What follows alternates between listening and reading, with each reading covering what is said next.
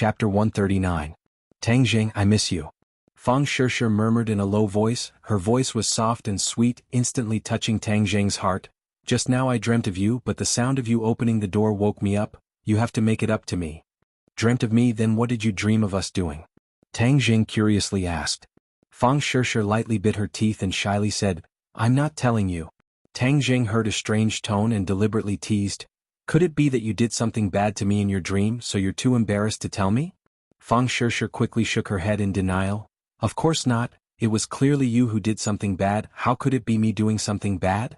Tang Jing chuckled and temporarily threw the matter of Daoist Tianji to the back of his mind. With a beauty in his arms, why would he think of that great demon? I'm such a righteous person, how could I do anything bad? Tang Jing seriously retorted. Grandma Wang praises herself for selling melons. I'm just speaking the truth. Tang Jing's hand on her waist slowly moved upwards.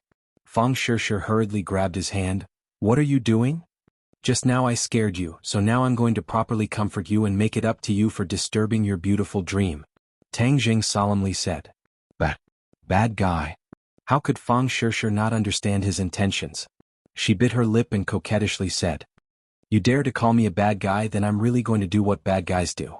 Tang Jing's hand grabbed those two peaks. Don't. Fang Shishir's breathing involuntarily quickened, as if she really was made of water, softening into Tang Jing's embrace. Sometimes when a woman says she doesn't want it, then she wants it. Tang Jing of course wasn't stupid enough to not understand her true thoughts, so he increased the pace of his attack. Fang Shishir was wearing a nightgown. Tang Jing's other hand reached under the nightgown, and her smooth and delicate thigh immediately fell into his palm. Fang Shishir's passion was completely aroused. She couldn't help but hug his head and press him against her chest. Tang Jing's mind immediately sank into a sea of soft dogs. Breathing in the alluring fragrance, his blood almost boiled. He flipped over and pressed her under his body. Although the room was dark, it didn't affect their movements. Only a rustling sound could be heard, followed by deliberately suppressed moans and gasps. Will your parents hear us? Tang Jing asked worriedly. No, my house is soundproof. With no more worries, Tang Jing simply increased the intensity of his movements. Immediately, Fang Shishir's cries rose one after another, causing Tang Jing's beast blood to boil even more. Fang Chonghua and Shi Mingqin were lying on the bed when Shi Mingqin suddenly sat up straight. She shook her husband and said, Chonghua, did you hear a strange sound? Fang Chonghua flipped over and said in a daze, What sound? Don't be so suspicious. Hurry up and go to sleep. Didn't the security say that the madman had already been chased away? Shi Mingqin tilted her head and listened for a while before muttering to herself, Just now I really did hear a sound. Something's not right. There's actually a madman in this area. What are these security guards doing? Let's not talk about this. Hurry up and go to sleep. I still have to go to the company early in the morning. Recently there has been some progress in the demolition and I'm so busy that my feet don't even touch the ground. Tang Jing, that little brat is really godly. That fire phoenix actually listened to him. Shi Mingqin was still puzzled. Don't look down on Tang Jing. Before, I also thought that he wouldn't have any future prospects. But now that I've come into contact with him, I feel that I can't see through him. How old is he? 18 years old. 18 years old and he already has this kind of strength. Think about it, what were you doing when you were 18 years old? Fang Chonghua's interest was aroused by the topic of Tang Jing. He felt that there was a need to give his wife a serious warning in order to avoid the kind of conflict from before. I was studying when I was 18. Right, he was also studying. But other than studying, he was also able to make this kind of big shot in the underworld deliberately try to rope him in. Moreover, think about it, his family simply couldn't give him any resources. Yet he has this kind of strength. Tell me, how much potential does he have? Fang Chonghua analyzed. Shi Mingqin pondered for a moment and felt ashamed. This little brat is really strange. However, that girl sure seems to have steeled her heart to follow him. Hey, this shows that our daughter's eyes are better than yours. Nowadays there are so many men. To find one that is both pleasing and has strength is extremely difficult. Our daughter's eyes are good and her luck is also good. Heng, why do you make that little brat sound so good? Our daughter is also not bad. However, I still have to keep a close eye on them. Right now the two of them are so passionate. If they do anything out of the ordinary, then Shishir will suffer a big loss. Shi Mingqin said with worry. Fang Chonghua nodded his head. This point indeed needs to be taken note of. However, you shouldn't interfere too much. Otherwise it will backfire. Although that girl Shishi's personality is weak, she is actually very stubborn. Once she has decided on something, even 10 horses won't be able to pull her back. Of course I know. She is just as stubborn as you. She is not like me at all. Shi Mingqin said with dissatisfaction. It's good that she is like me. If she was like you, then something big would happen. What did you say? Shi Mingqin stared with wide eyes. Okay, I won't say any more. Didn't you say you heard some movement? You go take a look. After you see, don't be so suspicious and quickly go to sleep. Fang Chonghua waved his hand and closed his eyes. Shi Mingqin coldly glared at her husband. Then she put on a jacket and walked out. Looking around, she didn't find anything suspicious. Then she walked to Fang Shishi's door. Shishi, are you asleep yet? The two people in the room were in the final stages of their sprint. However, they were frightened by this voice and suddenly stopped. The two people faced each other. Even in the darkness, they could feel the other person's strange and panicked expression. Why did your mom come back? Tang Jing hugged Fang Shishi and said in a low voice. Fang Shishi hit his shoulder and said, How would I know? Shishi, are you asleep? Shi Mingqin asked from outside. What should we do? If your mom sees us, it will be very awkward. Do you think I want to be seen? Relax, we won't talk. She will think that I am asleep and will naturally leave. Tang Jing let out an oh sound and slowed down his movements. Fang Shishi suppressed the feeling in her heart and patted his shoulder. Don't move. If you move again, my mom will find out. Didn't you say that the sound insulation in your house is very good? But my mom is at the door. No matter how good the sound insulation is, she will still hear a bit of movement. Fang Shishi was both embarrassed and anxious. She had always been an obedient and sensible girl. If her mother saw this scene, she really did not know how to face it. Tang Jing also knew that the situation was serious and did not dare act rashly. Gotcha. Suddenly, the sound of the door lock twisting sounded. The two people were shocked and Fang Shishi said in shock, Why didn't you lock the door? Just now you didn't lock the door, so I just opened it. What should we do? If my mom saw, wouldn't we be dead for sure? Fang Shishi was so anxious that her face turned red. Didn't you say that your mom wouldn't come in?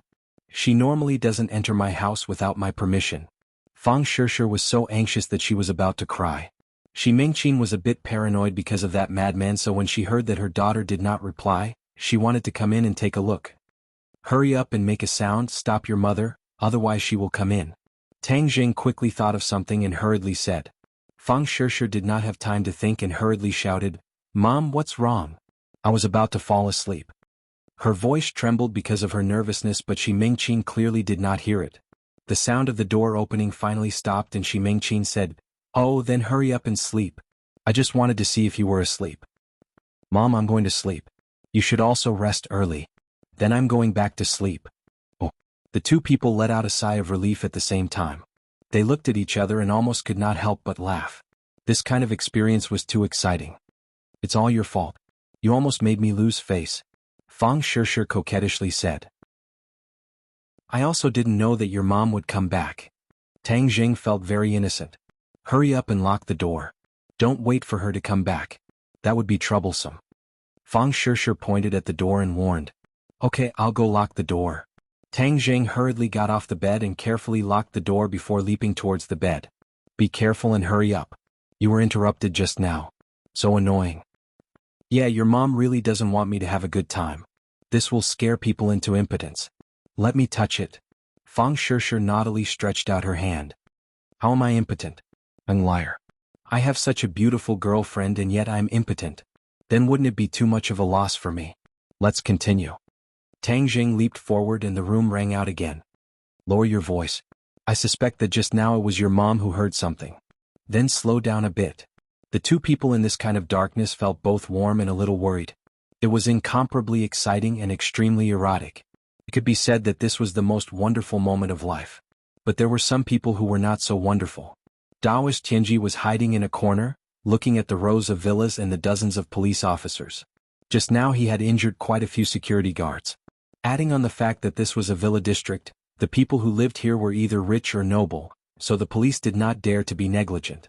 Without catching the real culprit, they did not dare to leave. They formed patrol teams in 2s and 3s to search the area, making it impossible for Daoist Tianji to get close. Daoist Tianji had never felt so vexed before. He was burned into a beggar by a little brat and was even chased by the police. This was really bad luck. But he did not intend to give up. Besides wanting to take revenge for his disciple, the more important reason was because of Tang Zheng's strange behavior. That exquisite sword technique and that strange true fire, he wanted to understand what was going on. He subconsciously felt that Tang Zheng's body must have a huge secret. If he knew this secret, then there would be great benefits. So, he definitely could not let Tang Zheng go. He did not even blink as he stared at the Tang Zheng who could appear at any time. The sky gradually turned white. Taoist Tianji had waited for an entire night but did not even see half of Tang Zheng's shadow. He could not help but feel disappointed and angry. Even if I have to dig 3 feet into the ground, I will still find him. He clenched his teeth and fiercely said to himself, "Men, this madman is here. Quickly catch him." Suddenly, a policeman saw Taoist Tianji and hurriedly shouted. A large wave of policemen swarmed over. Chapter 140. Early in the morning, the air was fresh and the flowers were fragrant. Tang Jing stretched and found that Fang Shishir was still sleeping. Her face was filled with a satisfied and happy smile, which was exceptionally beautiful. Last night, the two of them were very busy and only fell asleep in the middle of the night. Besides the last time they had intimate contact at Tang Jing's new home, this was only the second time, so they didn't stop there. Instead, it was as fierce as a storm. Fang Shishir seemed to have adapted to him. She was immersed in this wonderful feeling and kept taking. Fortunately, Tang Zheng's stamina was strong enough. Of course, he completely conquered her, not only her heart but also her body. Tang Zheng was used to waking up early. Although he slept very late and consumed a lot of energy, his body was different from ordinary people. He didn't feel uncomfortable at all. Instead, he was in high spirits. He also absorbed a lot of purine energy last night, so he wasn't in danger of exploding for a while. Fang Shishir's delicate face was flushed red, and her eyelashes suddenly blinked. Tang Jing saw it and knew that she was already awake and was just pretending to be asleep, so he deliberately stretched his hand under the blanket and grabbed onto the softness that refreshed his heart. Her body trembled slightly. Although the two of them were very intimate, her body was still sensitive. Tang Zheng's gentle touch could make her heart tremble. Seeing that she was still pretending to be asleep, Tang Jing simply increased the strength of his movements. Fang Shishir finally couldn't help but cry out softly. She opened her eyes and said coquettishly, "Doing bad things so early in the morning. You're asking for a beating." Last night, it seemed that someone liked my naughtiness very much and wanted me to be even naughtier. Tang Zheng's mouth slightly curved and said with a naughty smile, "Don't say it, don't say it." Fang Shishir hurriedly sat up and covered Tang Zheng's mouth. The quilt slipped down to her waist, and the alluring scenery of her upper body was exposed. Tang Zheng's claws were still on it. "You're exposed." Tang Jing raised his eyebrows and joked. "I won't let you see." Fang Shishir grabbed the quilt and broke free from Tang Zheng's evil clutches, covering the seductive scene. "I looked at it for a long time last night. I already know what it looks like. I can imagine it even without looking. You bad egg." Fang Shishir's face was as red as a peach blossom. Her eyes looked like they were about to drip water. "Shishir, wake up and eat breakfast. I'll send you to school in a bit." Shi Mingqin called from outside the door. "Okay, Mom, I'll be down soon." "Quickly get up and put on your clothes," Fang Shishir urged. "Do you want me to help you put it on?" Tang Jing volunteered. Fang Shishir glared at him and said, "I don't want it. You only know how to be naughty. You only know how to take off people's clothes." The two of them put on their clothes and washed up. When they walked to the door, Fang Shishir stopped and turned her head to look at Tang Jing. She embarrassedly said, "What if my parents see you?" Tang Jing shrugged his shoulders, not afraid in the slightest. In any case, they will find out sooner or later. It is better to find out sooner rather than later. Moreover, in the future it will be convenient for us to be together openly. I'll let you off easy. Fang Shishir wrinkled her nose, looking extremely cute. With a creak, the door opened. The two of them held hands and walked up the winding staircase to the dining room. In the dining room, Fang Chonghua and Shi Mingqin were originally talking when they suddenly raised their heads and saw this scene. They simultaneously stopped and stared dumbfoundedly at the two of them. A trace of shyness flashed across Fang Shishir's face, but she did not let go of Tang Zheng's hand. Instead, she gathered her courage and naturally walked over with Tang Zheng. "Uncle Andy, good morning." Tang Zheng discovered that his face was becoming thicker and thicker. He was not flustered in the slightest, as if nothing had happened. On the contrary, Fang Shishir bashfully lowered her head, not daring to look at her parents. Seeing her bashful appearance as experienced people, how could Fang Chonghua and Shi Mingqi not understand what had happened? They tacitly looked at each other and couldn't help but think of last night's topic. Didn't they plan on repeatedly reminding Fang Shishir about that kind of thing? But after only one night, it was already too late. Heavens, the two of them were about to collapse. This matter came too suddenly. Even the usually calm and collected Fang Chonghua's expression changed. Shi Mingqin glared at Fang Shishir and was about to flip out when Fang Chonghua saw that the situation was not good and hurriedly grabbed her hand. The matter had already happened, so flipping out would not help and would instead make the situation worse. It seems that his daughter had truly grown up. Fang Chonghua inwardly sighed. But last night when they went to sleep, Tang Zheng was clearly not in his home. How could he be standing in front of them now? However, this was not a problem for them as they automatically imagined Tang Zheng and Fang Shishir infiltrating their home. Shi Mingqin also suddenly remembered the strange sound she heard last night. It was definitely made by these two and she had almost opened the door and bumped into them. She was both a bit angry and a bit happy. After all, bumping into this kind of thing was too embarrassing. Shishir, come here and sit down. Shi Mingqin forcefully suppressed her anger and unhappily said. Fang Shishir obediently went over and sat down, pulling Tang Zheng to sit beside her. Fang Chonghua ordered the servants to add another set of chopsticks as his gaze fell on Tang Zheng's face. For pairs of eyes met. Seeing Fang Chonghua's complicated expression, Tang Zheng lightly coughed and calmly said, Uncle Fang, how are things going with the demolition? Fang Chonghua inwardly sighed. If it was him, he would definitely not be able to have such a calm and collected appearance. This Tang Zheng was truly not simple. But in this situation he obviously could not give Tang Zheng too much face. Otherwise, he would not let this little brat take a mile after taking an inch. Therefore, Fang Chonghua did his best to make his expression serious and not appear angry as he solemnly said, the demolition has already begun.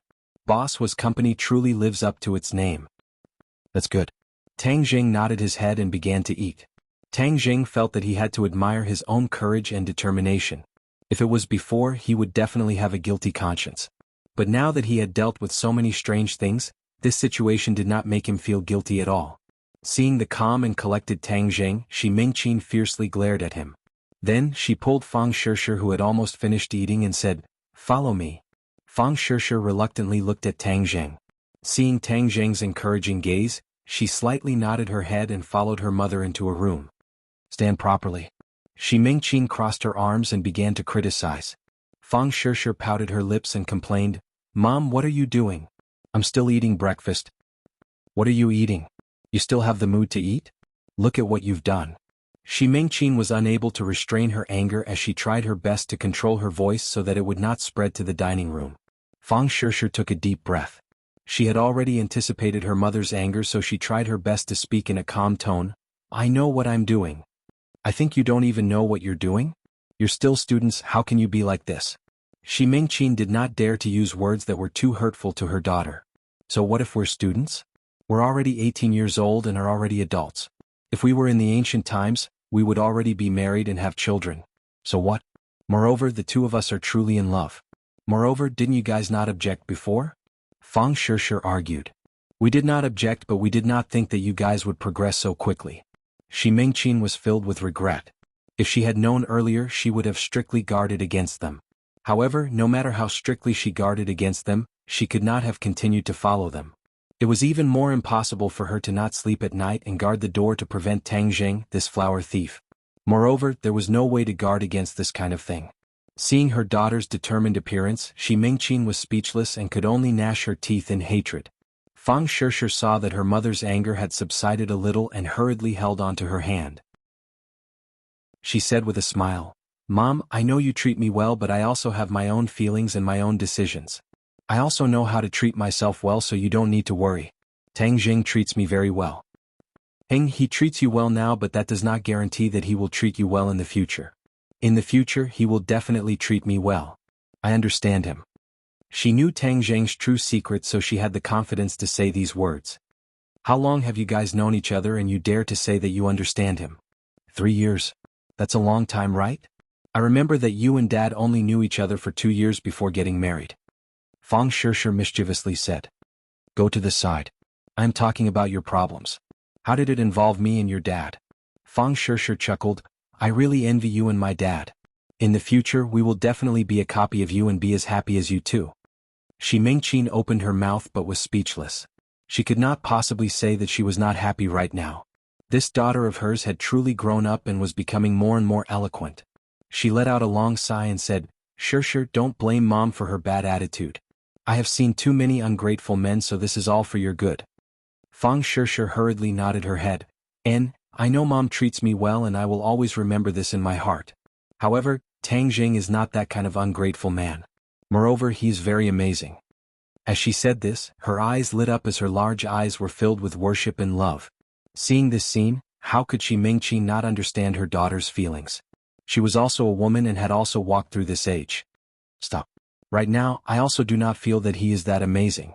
Fang Sure stuck out her tongue and said in her heart, "Mom, Tang Jing is a cultivator and your daughter is also a cultivator.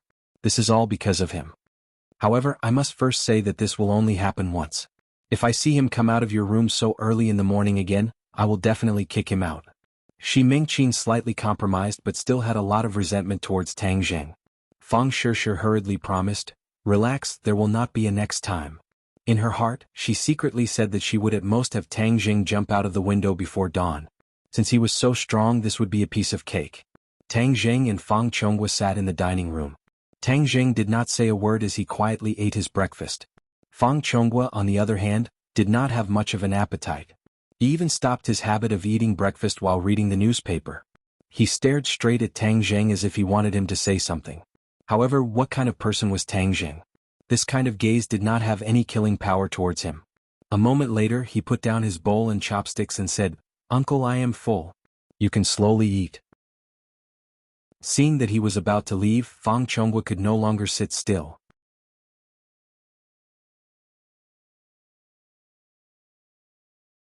Chapter 141. Tang Jing, wait a moment. Fang Chonghua finally opened his mouth. Tang Jing stopped, sat up straight and asked, "Uncle, is there anything else?" Fang Chonghua wanted to say something but hesitated.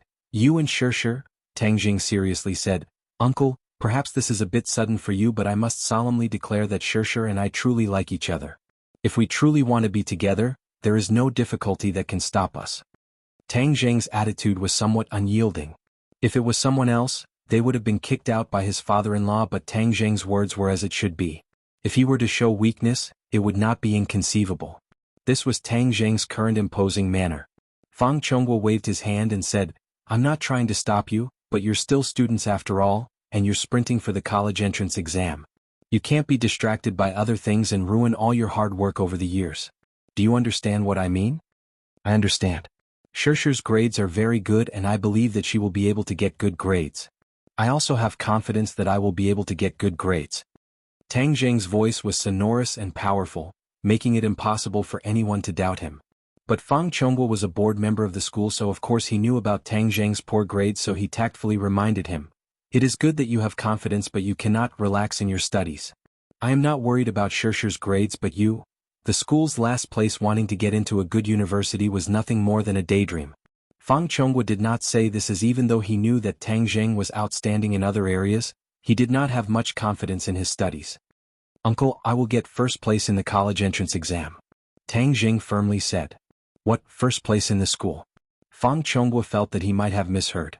Could it be that he was referring to last place? "Uncle, you did not mishear. I will get first place in the school and enter a good university," Tang Jing repeated. Fang Chonghua finally knew that he did not mishear, but was this really possible? Shi Mingqin and Fang Sure walked out and coincidentally heard these words. Shi Mingqin's eyes widened in disbelief. Wasn't he afraid of biting his tongue by saying such big words? Unexpectedly, Fang Sure walked over and held his hand. They looked at each other and smiled.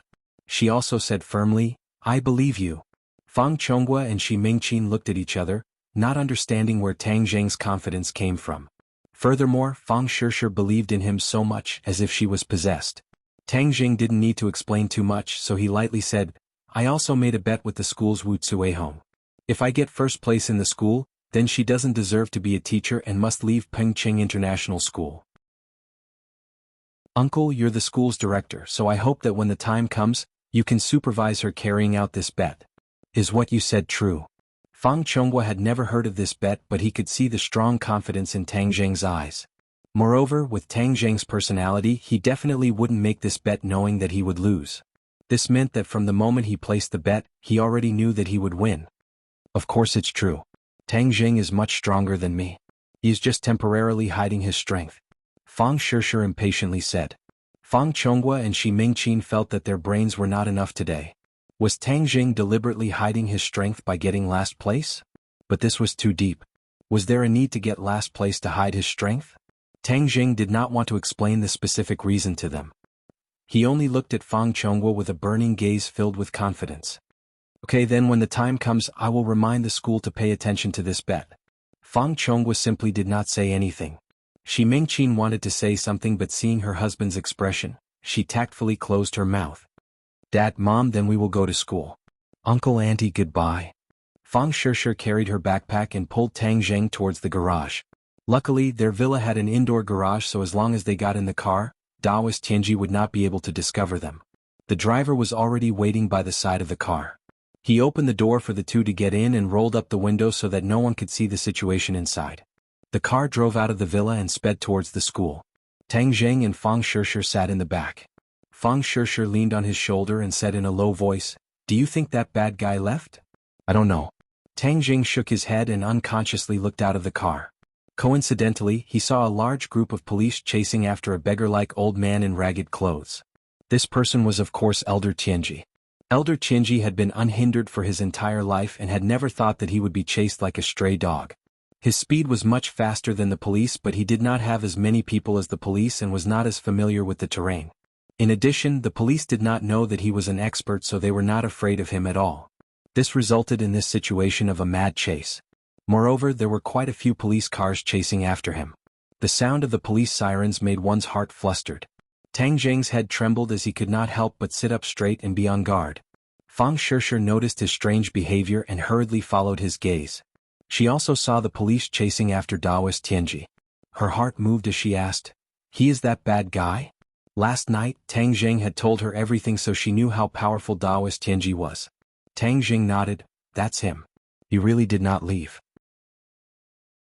If I had left your house last night, then I would have definitely been discovered by him. So it seems that my decision to leave you behind last night was correct," Fang Shishir said with satisfaction. Tang Jing tapped her nose and praised, "You are my lucky star, so your decision was definitely correct." Even though his expression was relaxed, his hand could not help but grab onto the battle spirit sword in Fang Shishir's bag. Fortunately, this scene flashed by and Daoist Tianji did not discover that the person he was looking for was in a car not too far away. He did not dare to use the earth-shrinking technique in front of so many people as it was too eye-catching. If he were to be noticed by the country's people, then he would not have a good ending. Even though he was a first-grade foundation establishment cultivator and his strength was not bad, the martial artists in this world were not weak either. Moreover, there were too many experts and he was far from being a match for them. So he could only madly run and hope that he could quickly get rid of this group of damned police. Not long after, the police and police cars disappeared from Tang Jing's sight. The two people safely arrived at the school and Tang Jing's heart finally relaxed as he focused on class. However, there was someone who was unable to concentrate, and Hoodlum was restlessly pacing around the large office. Hoodlum had a tall stature and his muscles were bulging. The veins on his arms were bulging like green pythons coiling around his muscles. His eyes revealed an ominous glint as his heart was in turmoil. The people he had sent to assassinate Tang Jing last night could not be contacted. It was just to get rid of a high school student. Furthermore, in order to emphasize the importance of Song Donghua's mission, he had sent out 6 people. Moreover, they were led by his head, Scarface. For a single student, this was simply too much. But why was there no news? Even when he called, no one answered. Hoodlum had sent out his little brothers early in the morning to look for these 6 people, as he guessed that they had drunk some wine and ran off somewhere to enjoy themselves. When I find them, I will definitely fiercely teach them a lesson. They are simply too outrageous. Brother Fei, we found Scarface and the others. One of his little brothers walked in with a strange expression as he respectfully reported. Why do you have such a dead face so early in the morning? Did you die or something? Hoodlum unhappily reprimanded, Speak, what exactly happened to Scarface and the others? The little brother hurriedly lowered his head and fearfully said, Brother Fei, this matter is very strange. You should personally make a trip. Strange? This daddy has seen many strange things. How strange can it be?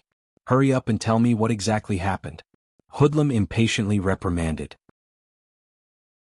Seeing that his boss was about to flip out, The little brother took a deep breath and finally gathered his courage as he stammered, "Scarface's little brothers are all dead." Dead. Hoodlum was shocked as he could not believe it. A few people had actually died trying to deal with a high school student. This was simply too strange. What exactly happened? Hoodlum sternly asked. The little brother fearfully shook his head. "Boss, I am also not clear. You should go and take a look." "Okay, let's go. This daddy wants to see what exactly happened."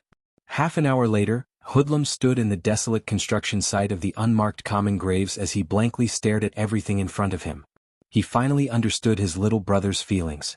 This was simply too strange. "Brother Fei, we found their van and then found this place." The little brother still did not dare to look at the bloody scene. Hoodlum's face was ashen as his little brothers had actually died so miserably.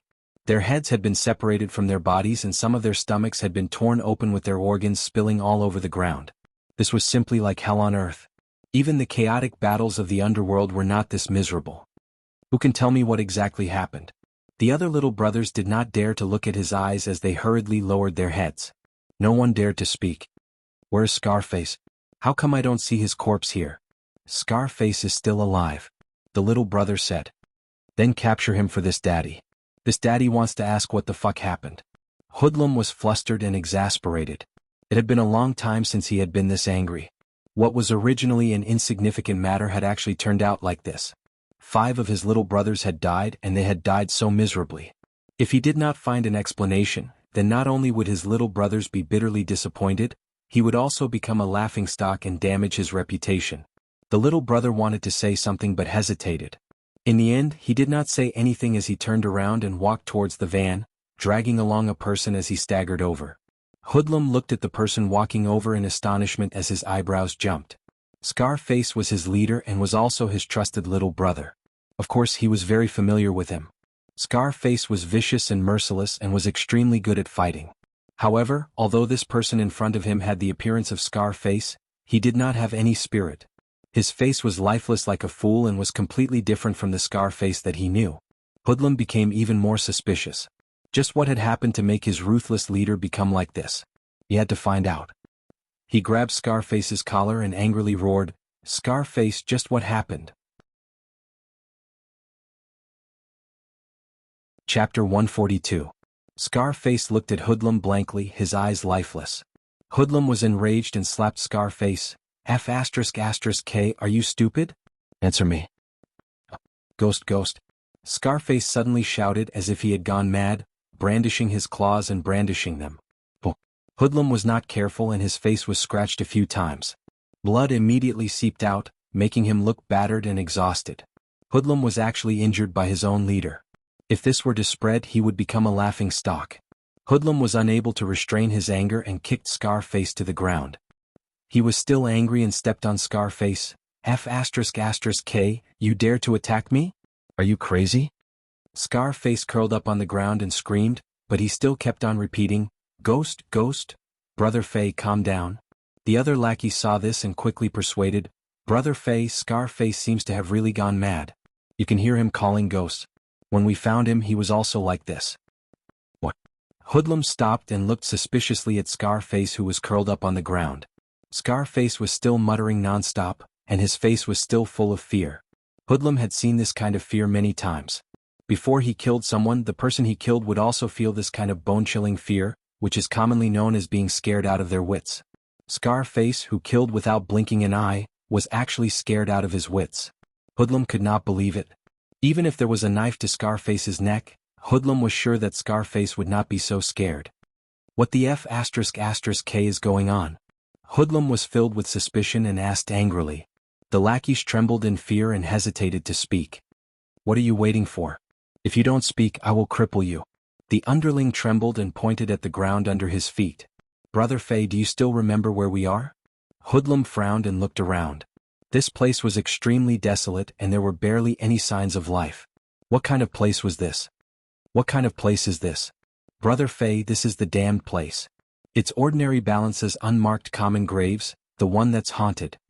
After the little brother finished speaking, he couldn't help but look around as if he was really afraid that a ghost would come to take his life. Hoodlum's heart trembled as he finally remembered this dangerous place. He was a gangster and didn't believe in ghosts. However, the incident with the developer a few years ago had caused a lot of commotion and left him with a lingering fear. Brother Fei, I'm guessing that Scarface and the others encountered something dirty.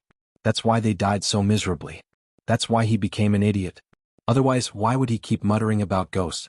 The little brother speculated. Hoodlum shivered and looked at the messy corpses on the ground. Indeed, this was not something an ordinary person could do. Otherwise, that person would be too abnormal. But he couldn't show his fear in front of his little brother, so he pretended to be angry and said, "Damn it, how can there be so many ghosts in this world? If there's a ghost, why didn't the people I killed come back for my life? *CK, a bunch of idiots. Why are you so afraid of ghosts? Where are the ghosts? Come out. Let me take a look." He angrily roared at the desolate construction site. Everything was silent and there was no response. However, this scared the little brothers so much that they began to tremble and almost ran away. Hoodlum's performance was undoubtedly very domineering.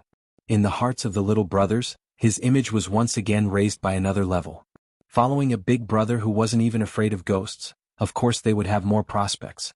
This is definitely the work of some bastard who wants to go against me. They purposely made it look like a ghost to confuse the public. Don't think that I, Hoodlum, won't be able to find out. In ordinary balances territory, I, Hoodlum, have the final say. Those who go against me can only die. Hoodlum was seething with anger. Drag Scarface back and find a doctor to see if he can be cured. I, Hoodlum, want to know what exactly happened. Yes. A few of the younger brothers hurriedly dragged Scarface away, afraid of provoking their boss's anger again.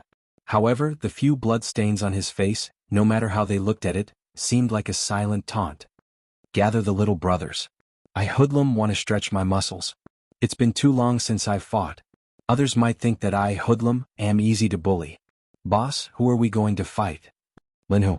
Several little brothers' eyes lit up as they agreed. Recently, Lin who has been jumping around happily. He even swallowed up Boss Fan's territory.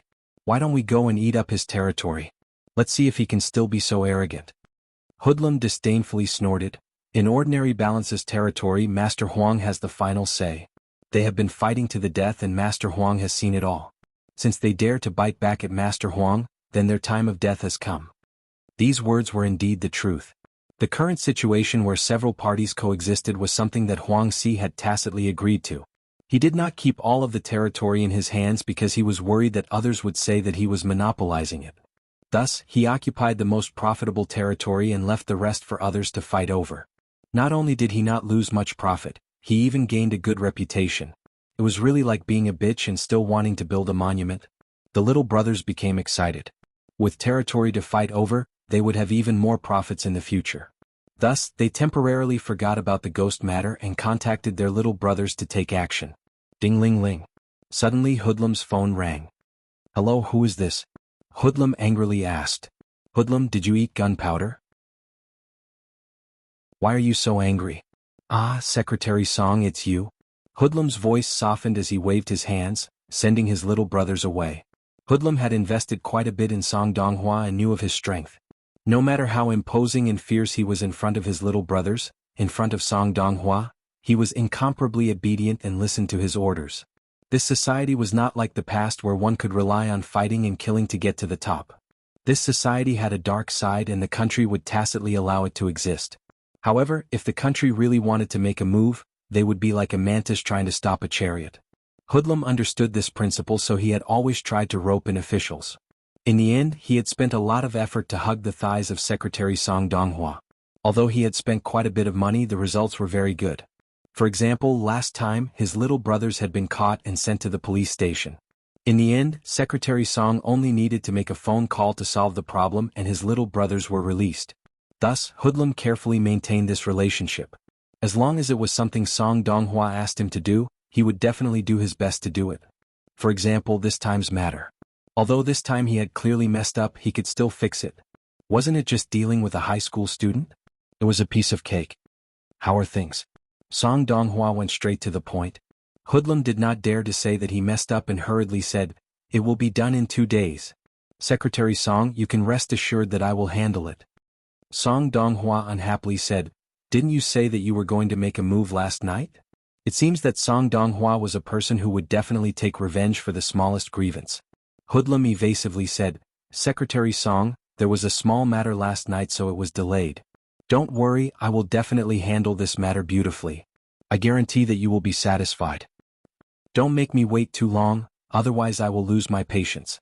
If that happens, you will not be able to handle your matters in the future. Secretary Song threatened.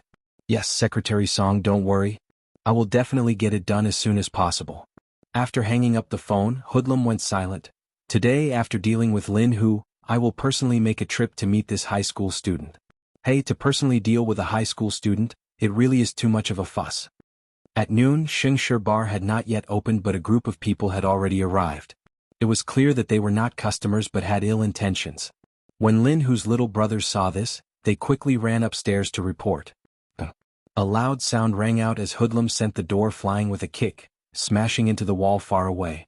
He stood imposingly at the entrance, glaring angrily. Sweeping his gaze, Lin Hu's lackeys all hid far away. Yo, isn't this Brother Fei? Why are you so angry? Come, give Brother Fei a glass of wine. Put in some ice to cool down his anger. Dong Zi came out to greet him and feigned enthusiasm. Who the F***ck are you? What qualifications do you have to speak in front of me? Scram, tell your boss Lin Hu to come talk to me. Otherwise I will start smashing. Hoodlum said arrogantly.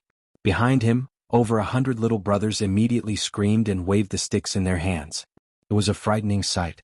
Brother Fei, I am Brother Hu's little brother Dong Zi. If you have anything to say you can tell me.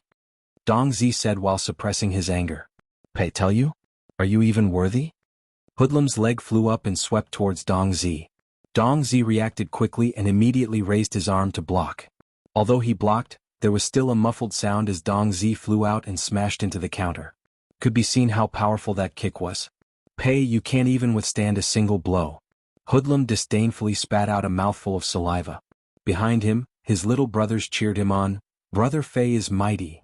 Lin Hu's little brothers began to stir and were about to charge forward when they saw Dong Zi stumbling as he stood up and blocked his little brother. He wiped the blood from the corner of his mouth and asked with a gloomy face, Brother Fei, you're not being particular. Are you trying to pick a fight with Brother Hu? So what if I want to pick a fight with him? Let me tell you, not only will I pick a fight, I will also ruthlessly step on Lin Hu so that he will never be able to rise again. Hoodlum said with a murderous look. Yo, Brother Fei, you're so aggressive. Did you eat a bull's penis early in the morning? You're so angry that you want to step on me so that I will never be able to rise again. You scared me to death. Lin Hu lazily walked downstairs and looked at Dong Zi. How are you? Dong Zi clenched his teeth and shook his head. I'm fine. Lin Hu nodded his head as he walked towards Hoodlum. Hoodlum's pupils shrunk as they had not seen each other for a short period of time and Lin Hu's aura seemed to have changed. He was now filled with confidence. Brother Fei, what happened to your face? Did some little girl scratch you? Hey, you're going to be disfigured. Lin Hu jokingly said, but in his heart he was very puzzled as why Hoodlum would come looking for him. Could it be that Fire Phoenix had told on him? Impossible. Lin Hu decided to wait and see. Hoodlum was already angry and mentioning the bloody scars on his face made him even angrier. It seemed like this fight was unavoidable. Chapter 143. Hoodlum angrily glared at him. Lin Hu, don't think that I don't know what you've done. Was the matter with Scarface done by you? Actually, Hoodlum wasn't sure who was the one behind Scarface's matter, but he had a good reason so he didn't mind pinning this matter on Lin Hu's head. Fairy Search download free novels. During this period of time, Lin Hu had been jumping around very happily. Hoodlum felt threatened so he wanted to beat him down. Brother Fei, you can eat whatever you want but you can't say whatever you want. I heard that Scarface was injured by a malicious spirit in the unmarked common graves so I was just about to go and ask him about it. Lin Hu flatly denied.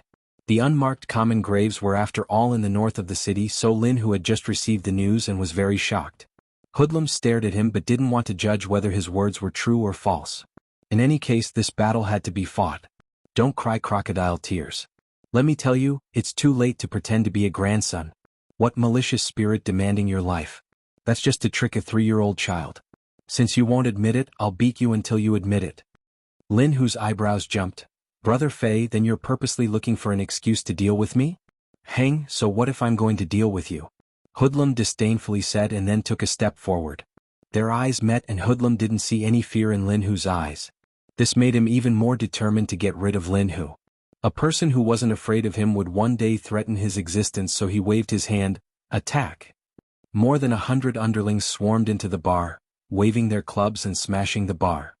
Fine, if you want to fight, then I'll fight. Let's see who will win in the end. Lin Hu clenched his teeth and said with an ashen face. The battle was already unavoidable. If he were to shrink back, then he wouldn't have the face to mingle in the underworld. But he was a little regretful that he wasn't fully prepared for this battle. But even if it was difficult, he still had to fight. Good, then I want to see how a second-grade refining body like you can fight against a fifth-grade refining body like me.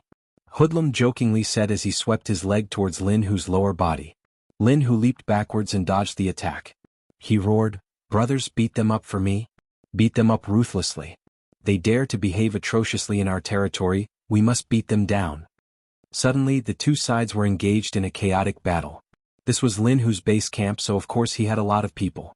They were almost evenly matched, but the bar suffered a calamity. It was basically smashed beyond recognition. Lin Hu's eyes were spitting fire as he leapt towards Hoodlum. Flipping his hand behind his back, a chilling machete appeared in his hand as he viciously chopped towards Hoodlum. You dare to make a fool of yourself with such petty tricks? I'll let you open your eyes and see what a true expert is. Hoodlum's face was full of disdain as he met the attack with his bare hands. He kicked out towards Lin Hu's chest. Even though Lin Hu had a weapon in his hand, he didn't dare be careless. He knew the power of Hoodlum's spring kick. Hoodlum was Huang Xi's most proud disciple. It was said that Huang Xiang didn't like to learn spring kick, so Huang Xi passed down the essence of spring kick to Hoodlum. Hoodlum was only 30 years old, but he was already a fifth-grade refining body cultivator. Spring kick was fast and fierce. One kick was accompanied by a strong wind that made people unable to open their eyes. But Lin Hu wasn't a mediocre person. He swept his machete horizontally towards Hoodlum's leg. The machete's momentum was like the wind, as if it could even cut through steel. Hoodlum didn't retract his leg and instead kicked even faster towards the blade. A muffled sound rang out as Lin Hu staggered backwards, his arm numb. Hoodlum slightly retreated and then lowered his body, sweeping towards Lin Hu's lower body with a whirlwind kick. Lin Hu roared as he blocked his lower body with his machete, blocking the opponent's attack. He then pulled his machete upwards, directly slashing towards Hoodlum's chest. As long as the machete landed, it would directly split open from the chest to the stomach. Hoodlum leapt into the air, narrowly avoiding the tip of the machete. He then looked down from above and kicked out with both of his legs, covering the top of Lin Hu's head. Ping ping ping. A series of muffled sounds rang out as Lin Hu flew backwards, spitting out a mouthful of blood. Hoodlum steadily landed on the ground as he flicked his sleeves and disdainfully said, "You're only a second-grade refining body cultivator. Before, I was too lazy to fight with you. Now that I want to get rid of you, it's as easy as flipping my hand." With a movement of his feet, he arrived in front of Lin Hu. Lin Hu was lying on the ground, seemingly heavily injured. When the other lackeys saw this, they all angrily shouted, "Don't hurt my boss." Dong Zi directly pounced towards Hoodlum. Hoodlum glanced at him from the corner of his eyes and kicked out. Dong Zi was like a kite with a broken string as he flew into the crowd. A gunshot rang out as a bullet flew towards Hoodlum.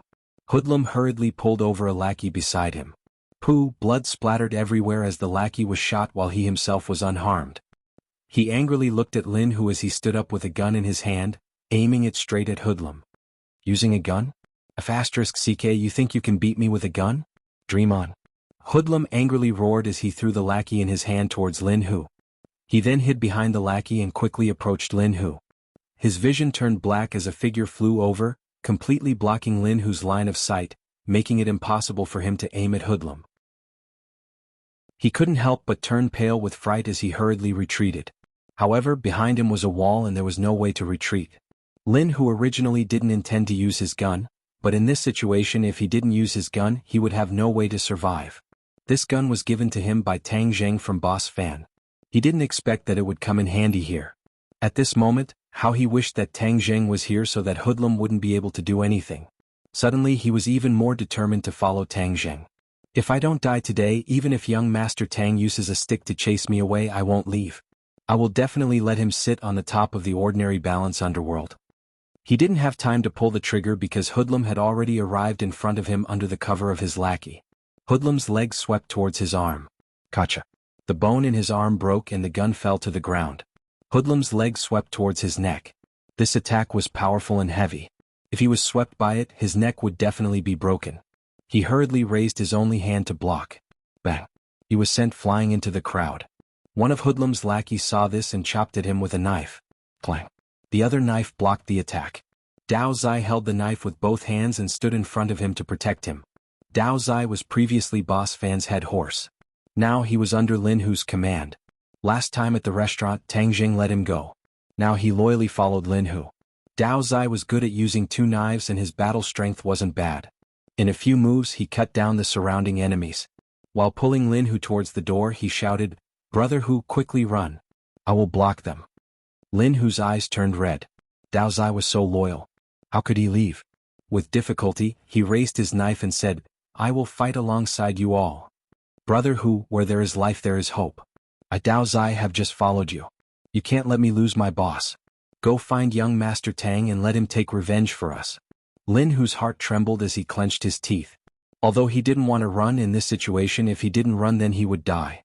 The other lackeys could live but he as the boss definitely wouldn't. Moreover, Dao Zai was right. If he died then Hoodlum's momentum would be even stronger and it would be even more difficult to deal with Huang Si. Young Master Tang wholeheartedly wanted to deal with Huang Si. If he died like this, wouldn't he be a sinner? "Brother, I will definitely come back to save you all." Lin Hu clenched his teeth as hot tears fell from the corners of his eyes. Men shouldn't be easily moved. Facing these comrades who risked their lives to protect him, he really wanted to cry. But now wasn't the time to cry. Under the cover of Dao Zai, he used all his strength to rush towards the door. "Fuck, you wanna run? No way." Hoodlum saw through the other's intentions and quickly chased after him. Dong Zi had unknowingly rushed over and hugged Hoodlum's legs as he loudly shouted, "Brother Hu, quickly run and take revenge for us." "Let go." Hoodlum angrily roared. "Run, Brother Hu." Dong Zi vowed not to let go and instead hugged even tighter. "If you want to die then I'll fulfill your wish." Hoodlum leapt up, bringing Dong Zi along with him before fiercely crashing onto the ground. One of his hands involuntarily loosened and Hoodlum's leg was freed as he quickly kicked towards Dong Zi. Dong Zi desperately hugged onto his other leg, spitting out blood but still didn't loosen his grip. Help! It was unknown who roared but Lin Hu's subordinates all rushed towards Hoodlum, wanting to block him and give their boss a chance to escape. Lin Hu looked at all of this with red eyes. "Brothers, your kindness, I Lin Hu will remember it in my heart. I will definitely come back and lead you all to stand at the peak of the ordinary balance. I will let you all live in glory forever and let you all receive the rewards for what you have done today."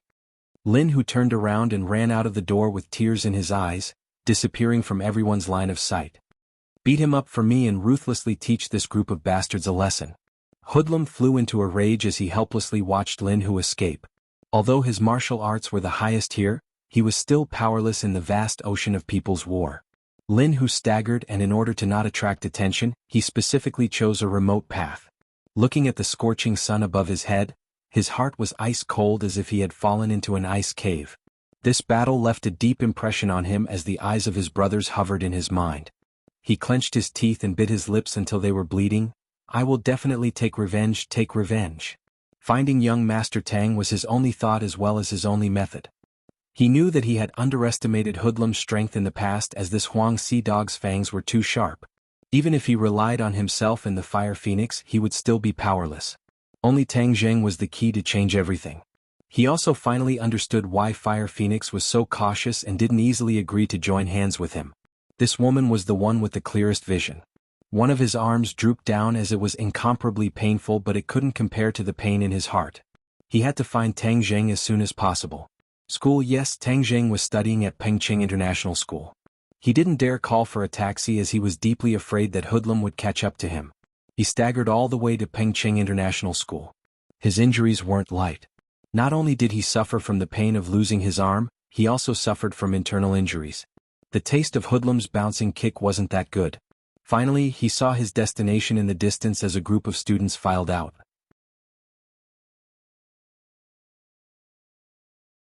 Chapter 144. Lin Hu's eyes widened as he searched through the crowd of students. Suddenly, a familiar figure jumped into his eyes. "Net, young Master Tang?" He controlled the cry that he was about to blurt out. Looking at his battered and exhausted self covered in blood, he lowered his head in shame and did not go over. He understood that Tang Jing did not want too many people to know about him, so he did not dare to go over in public. Tang Jing sent Fang Shishir to the car and watched her leave. He then walked with Feng Yong. The two of them chatted and laughed, no different from the students beside them. When the two of them got closer, Lin Hu jumped out from a corner and called out in a low voice, "Young Master Tang." Tang Zheng and Feng Yong were originally discussing the problem of martial arts.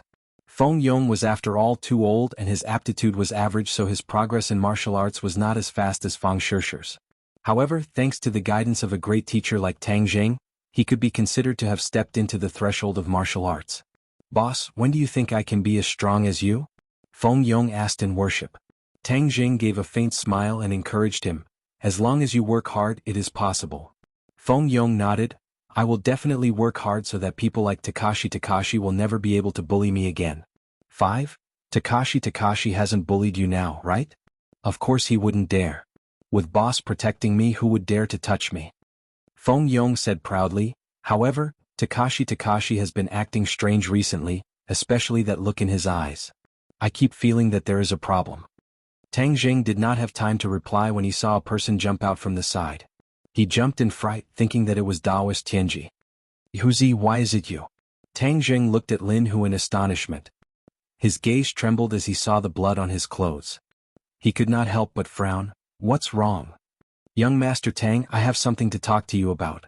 Lin Hu glanced at Feng Yong and hesitated. Feng Yong looked at this stranger in astonishment. He actually called his boss Young Master Tang. He felt baffled. When did his boss have such a nickname? Why didn't his little brother know about it? However, what shocked him even more was Lin Hu's aura. This person was battered and exhausted, and there was even blood on his clothes. However, his aura was very frightening and full of killing intent, causing him to involuntarily tremble. Tang Jing knew that something big must have happened. He patted Feng Yong's shoulder and said, "Fatty, you go home first." "Boss, is there something wrong?"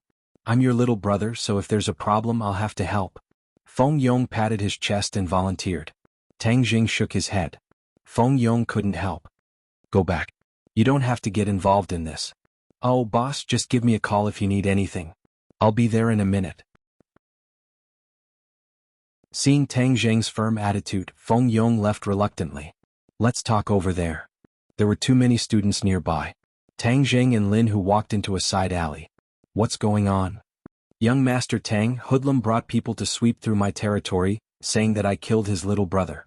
Everyone knows that his leader, Scarface, was killed by a malicious spirit in the unmarked common graves. He is just looking for an excuse to get rid of me and swallow my territory." Lin Hu angrily said. "Scarface?" Tang Zheng's head moved. He remembered that Scarface from last night. Wasn't he sent by Hoodlum to kill him? He originally wanted to find Hoodlum and find out who wanted his life. He didn't think that Hoodlum would first find Lin Hu. Looking at Lin Hu's appearance, the situation didn't look good. "What happened in the end?" Tang Jing asked. Lin Hu hung his head and said in shame, "I wasn't Hoodlum's opponent. My brothers risked their lives to let me escape." Saying this, his shoulders trembled.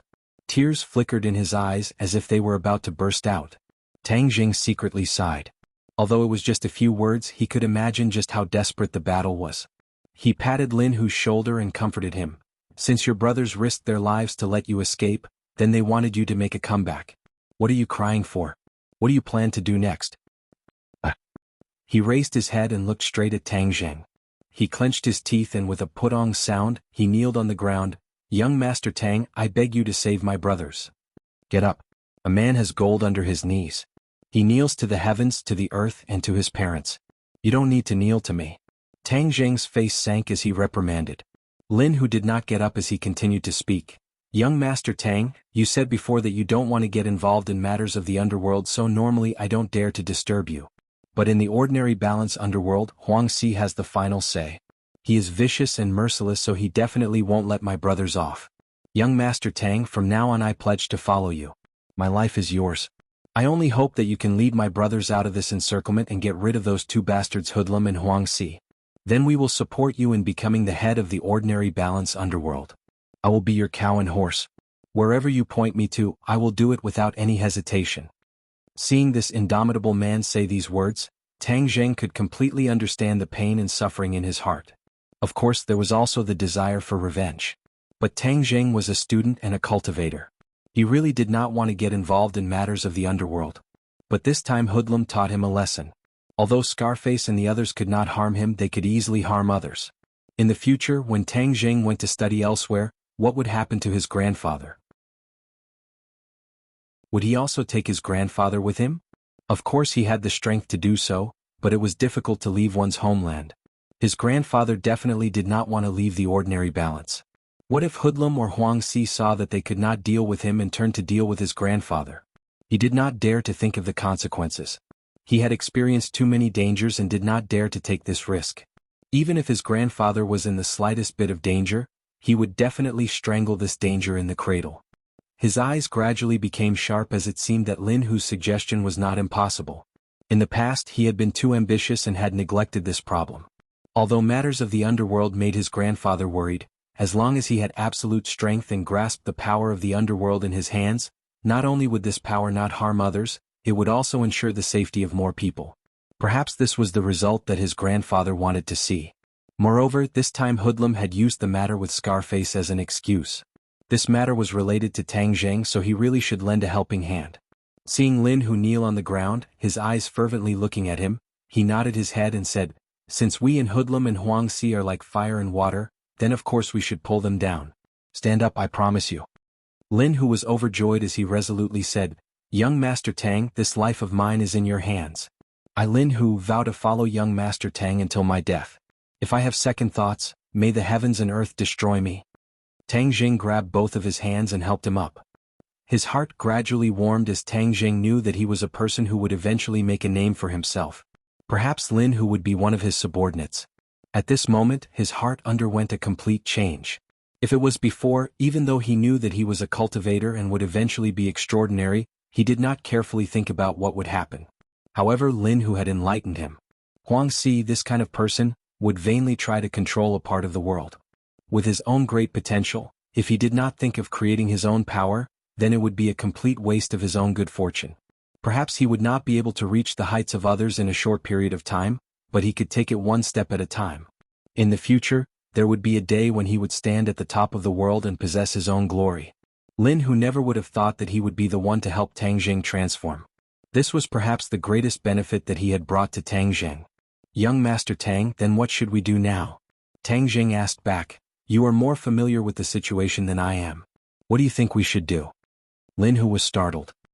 He knew that young Master Tang was testing him, so he pondered for a moment and said, "Hoodlum's strength is not ordinary. Originally, it would be impossible for me to deal with him. This time, I have lost many of my brothers, so dealing with him would be even more difficult. Therefore, I suggest that we work together with Fire Phoenix to deal with him." Seeing that Tang Jing did not object, he continued to say, "Fire Phoenix has long hated Huangxi to the bone. However, she did not have the strength to resist, so she had to compromise. This time, if she knew that young Master Tang wanted to join, then she would definitely have agreed. Even though I did not say it clearly before, she is very intelligent. She had long guessed that young Master Tang was not simple, so she purposely tried to rope you in." Tang Jing nodded his head. Lin Hu was much calmer than he had imagined. He did not say that he would immediately kill his way back. If he did, then he would only be a martial artist. This was how a brave and wise general should act. Even though Tang Jing did not understand much about the underworld, he still understood that when the weak faced the strong, they had to unite all the forces they could to resist. Moreover, Fire Phoenix had left a deep impression on him.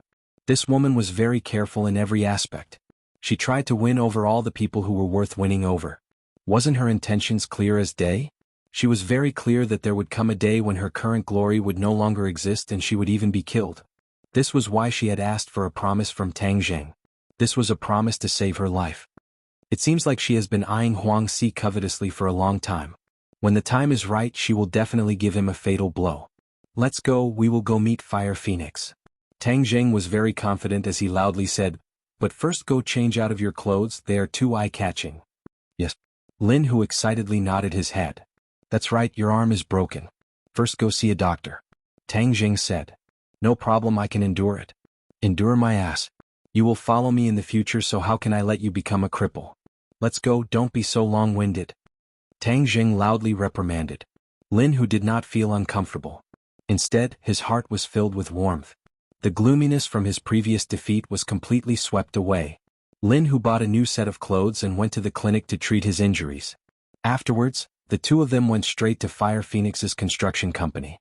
This was the second time Tang Jing came here and he had a different feeling. The last time he did not want to have too much contact with Fire Phoenix, but this time he had no choice but to form an alliance with her. The changes in the world were truly unexpected. In the hall the atmosphere was heavy. Tang Jing could clearly feel that there were many pairs of eyes staring at the two of them.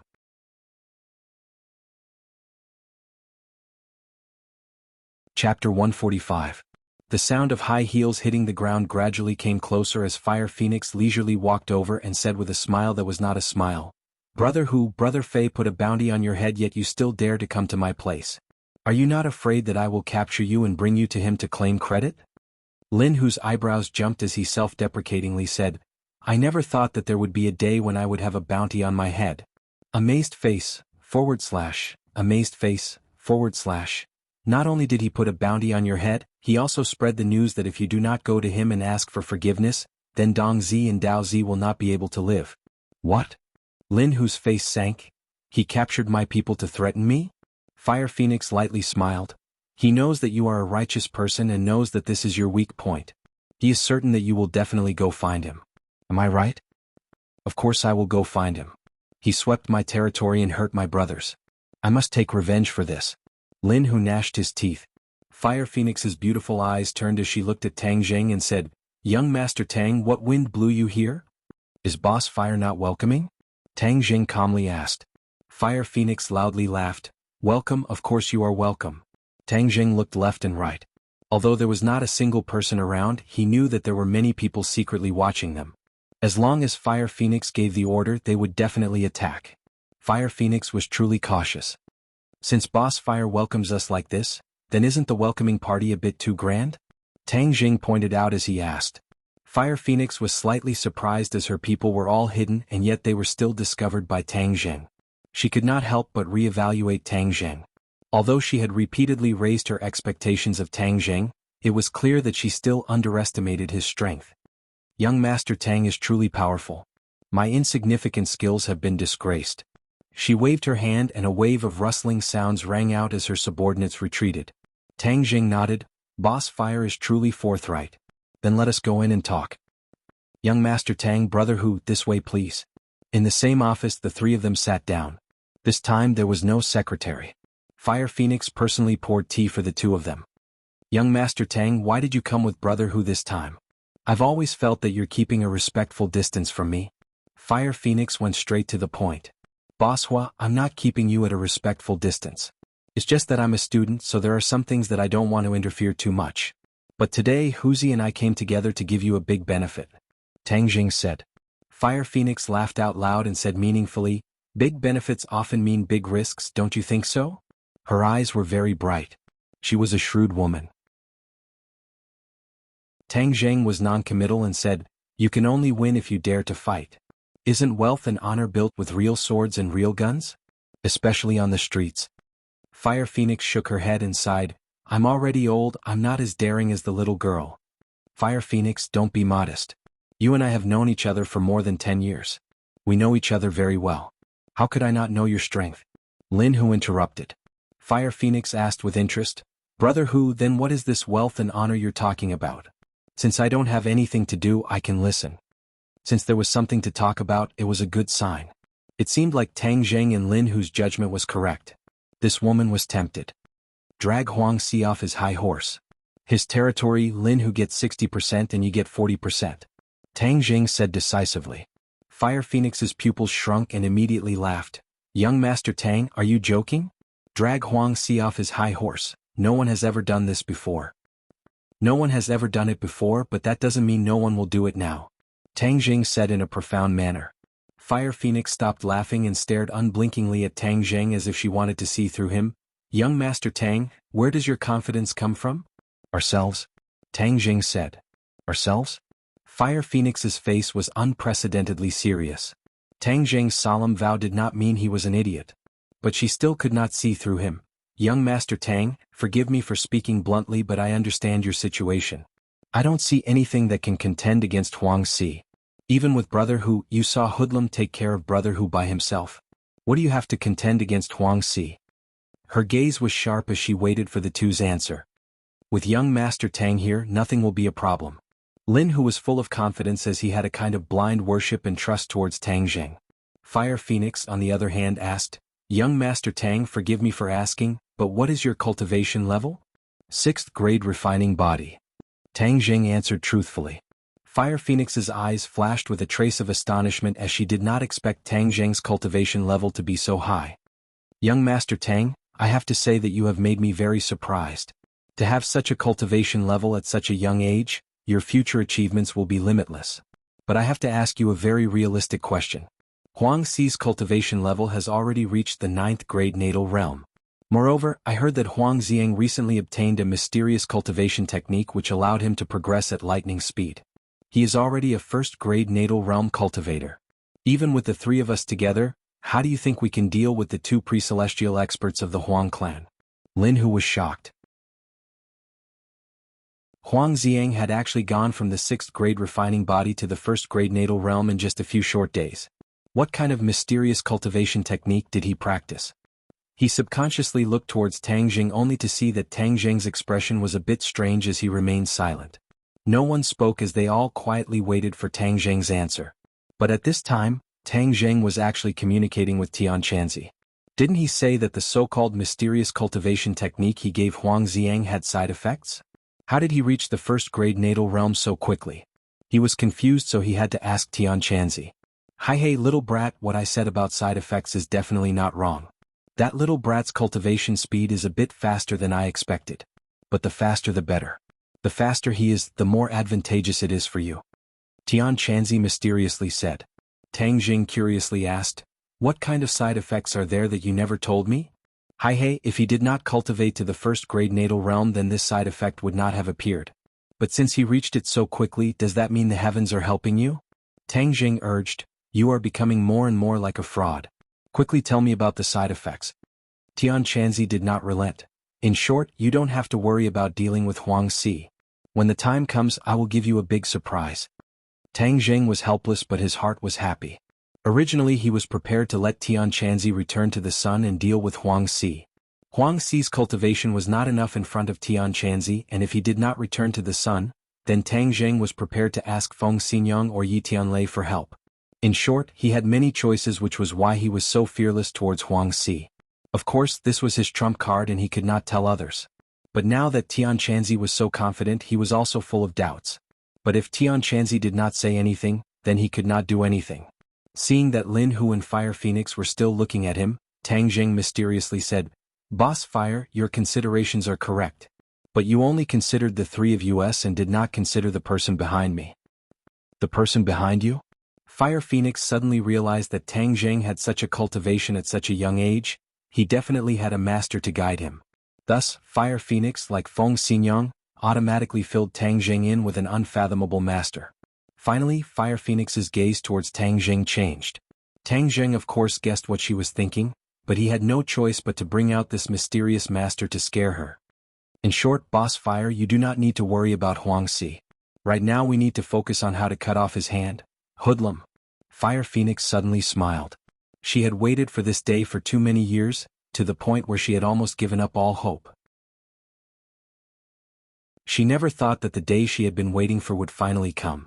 She could finally openly go against Huang Xi, and the day she could avenge her husband was just around the corner. She excitedly said, "Young Master Tang, if this succeeds, I, Fire Phoenix, will be at your service." Tang Jing finally smiled as if relieved of a heavy burden. "Boss Fire, then I wish for our cooperation to succeed." Fire Phoenix nodded her head heavily. She now felt that Tang Jing's proposal to split the profits was too good for her. This was because the key to victory was in Tang Jing's hands. Originally it was not too much for him to ask for more profits. Lin Hu also let out a sigh of relief. His joy was evident in his words as young Master Tang had a way to actually convince her. "Young Master Tang, then we will first discuss how to deal with Hoodlum." Fire Phoenix collected her thoughts and solemnly said, "Since Hoodlum has captured Hu Zi's people, then we must definitely save them. But we must have a strategy."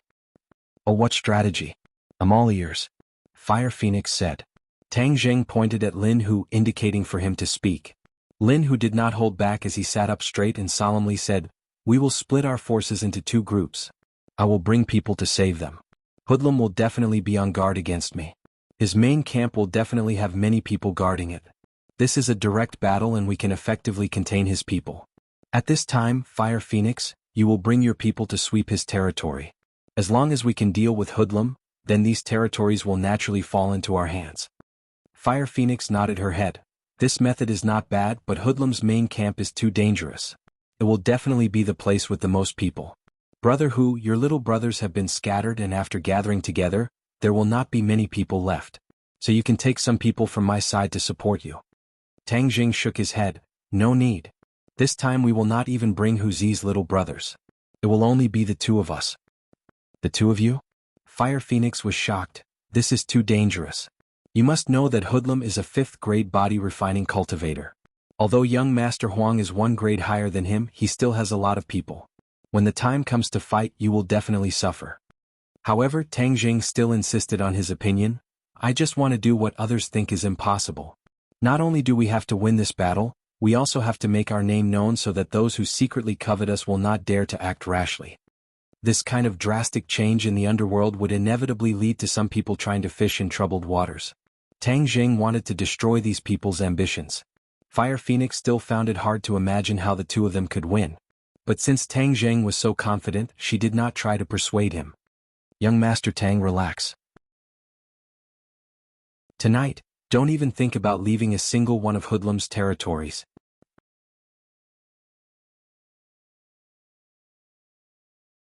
Chapter 146. It was early evening. Yi Lai Xiang Entertainment City wasn't as crowded with luxury cars and guests as it usually was. The free novel portal was deserted tonight because the entertainment city was closed. This was the first time something like this had happened in Chongqing City. It must be known that Yi Lai Xiang Entertainment City was Brother Fei's home turf, and even the police did not dare to investigate. Even when there were various crackdowns, it still stood tall and was without a doubt the leader of Chongqing City's nightclubs. But today the entertainment city was closed. This meant that there was a storm brewing in the night. Many eyes were watching this place. Although Ordinary Balance had a few big bosses who occupied most of the territory, there were also a few small powers.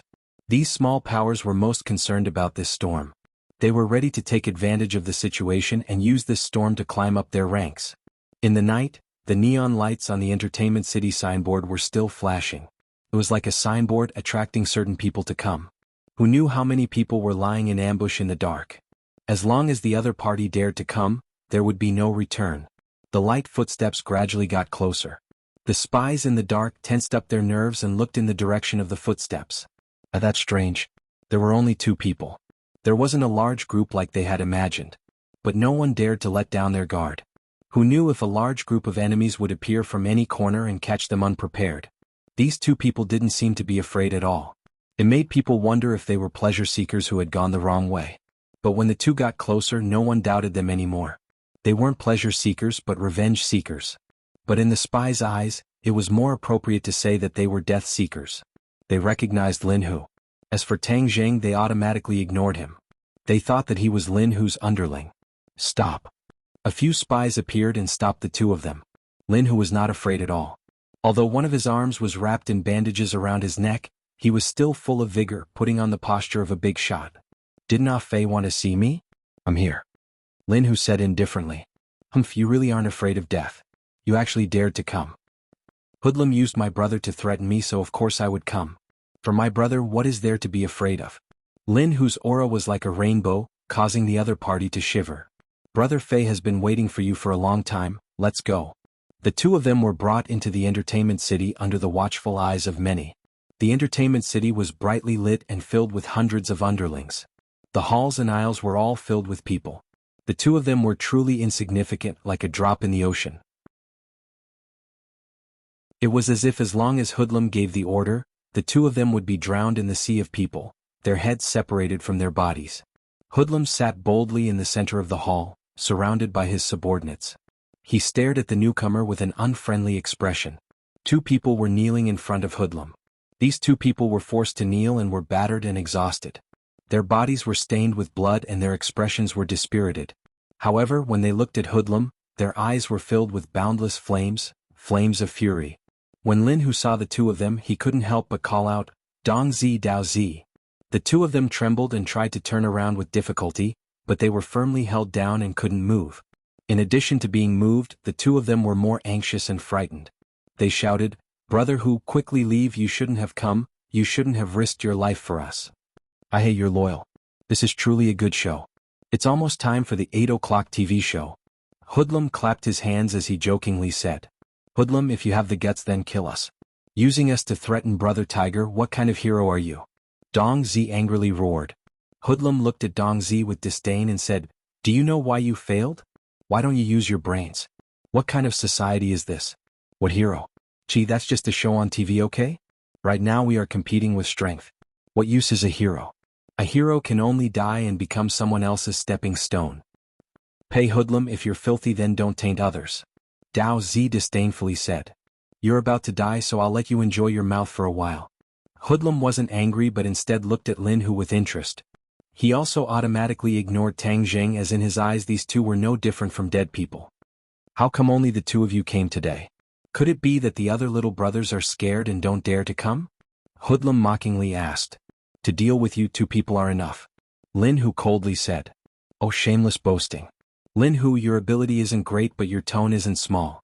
But this battle can't be won by just relying on your mouth. You have to rely on your fists. Rely on this." Hoodlum touched his chest and a gun appeared in his hand. It was Lin Hu's gun from before. Lin Hu's pupils shrunk as he was a bit alarmed. But seeing Tang Zheng's expression not change, he slightly relaxed his anxious heart. "Say it, how do you want to die, and see if I'm satisfied?" Hoodlum pointed the gun at Lin Hu and asked. "Hoodlum, let my brothers go first and then we can talk." Hoodlum shook his head. "Catch them and then let them go. Do you think I'm so bored that my balls hurt?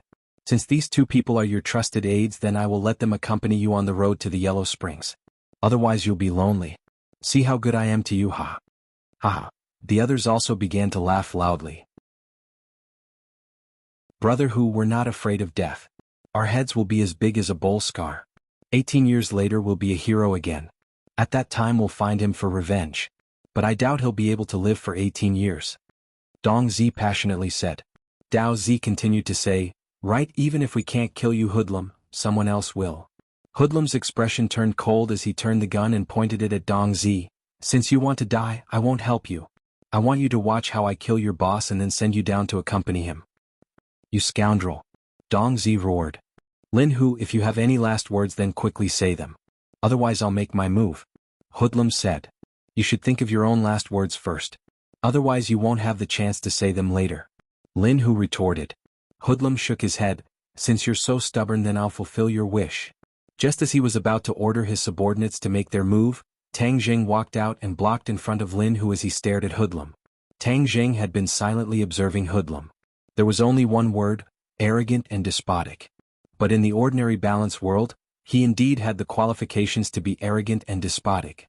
He was a fifth-grade refining body. Tang Jing used to fear him, but now he didn't even place him in his eyes. Hoodlum didn't seem to care about Tang Jing, who suddenly stood out and said, "Lin Hu, are you going to hide behind your little brother again?" Tang Jing's voice rang out. "Hoodlum, who ordered you to send people to kill Tang Jing?" "Tang Jing?" Hoodlum was shocked and couldn't help but sit up straight. This matter was very secretive and only a few people knew about it. But those people were either dead or crazy, so how did this little brat know? Hoodlum's eyes gradually narrowed as he stared at Tang Jing as if he wanted to see through him, but in the end it was futile. "Who are you?" Hoodlum asked with killing intent. "Tang Jing. It's you?" Hoodlum was really shocked. Wasn't Tang Jing a high school student? How did he get mixed up with Lin Hu? But the other question in his heart was immediately answered as his eyes lit up and he said, "Lin Hu, you still don't want to admit that you were the one who killed Scarface's people? Hang, so you were mixed up with this little brat." Lin Hu's face was blank. Tang Jing's heart moved as he guessed that Hoodlum must have thought that Scarface was killed by Lin Hu and didn't think that it was done by ghosts. But this was no longer important as he wanted to find out who was the mastermind behind the scenes. "Tell me who is the mastermind behind the scenes and you will die a quick death today," Tang Jing said. Hoodlum gave a loud laugh. "Little brat, have you been scared silly? You actually dare to say such big words. Fine, in any case I still wanted to find you. Since you voluntarily delivered yourself to me, then I don't need to go through the trouble. Today I will deal with all of you and none of you will be able to leave this place." Tang Jing shook his head as Hoodlum's mouth was very stubborn. It seems that he would have to pry it open later. There was no longer any possibility for the two sides to talk as the atmosphere became oppressive as if a great battle was about to break out. Hoodlum's eyes turned cold as he loudly shouted, "Attack!" Shwa. The lackeys from all directions pulled out their gleaming machetes and aimed them at Tang Zheng and Lin Hu at the same time. Tang Zheng's eyes trembled as he said in a low voice, "Little tiger, follow me closely." "Yes, young Master Tang." Tang Zheng moved. Before the others could move, he had already taken a large step forward and charged at Hoodlum like a fierce tiger. The two were separated by 5 meters, but in the next second he was only 1 meter away from Hoodlum. To capture bandits, one must first capture the ringleader. Tang Zheng wanted to take advantage of Hoodlum's underestimation of his opponent to instantly control him so that he would not be defeated in this battle. Lin Hu clenched his teeth as he followed Tang Zheng. He held his knife with one hand and protected Tang Zheng's back. Ping ping ping ping, metal clashed as sparks flew. He completely blocked the attacks coming from all directions. Although he was injured, he still had an absolute advantage when facing ordinary little brothers. Hoodlum's pupils constricted as he never would have thought that this unassuming high school student would be an expert. Just these few simple steps caused his heart to tense up. However, he did not believe that his opponent would be able to defeat him. After all, there was a difference in age. Hoodlum did not move as he calmly sat on the fishing platform. His finger lightly pulled the trigger. A muffled gunshot rang out as Tang Zheng slid to the left. The bullet whizzed past and hit one of the little brothers beside him. His speed was not faster than the bullet, but his reaction was faster than Hoodlum's. In the instant that Hoodlum was about to pull the trigger, he dodged. After experiencing Huang Xiang's shooting incident, he was no longer so afraid of guns. As long as he was within close range, guns would not be able to threaten him. With a slip of his feet, Tang Zheng had already arrived in front of Hoodlum, giving him no time to fire a second shot. He casually grabbed a nearby lackey's machete and swung it towards Hoodlum's arm. Hoodlum pulled his arm back. Shwa. The machete fell and chopped at the gun barrel, splitting it into 2. Hoodlum's heart turned cold. When an expert made a move, he could see the depth of the attack with a single glance. He clearly understood how terrifying the power behind that attack was. A gun was not made of wood but steel. The machete was clearly not a top-notch machete, yet it was able to slice through the gun barrel with a smooth cut. Hoodlum believed that he could do the same, but he would not be able to do it as easily as Tang Zheng. He finally felt a fatal threat.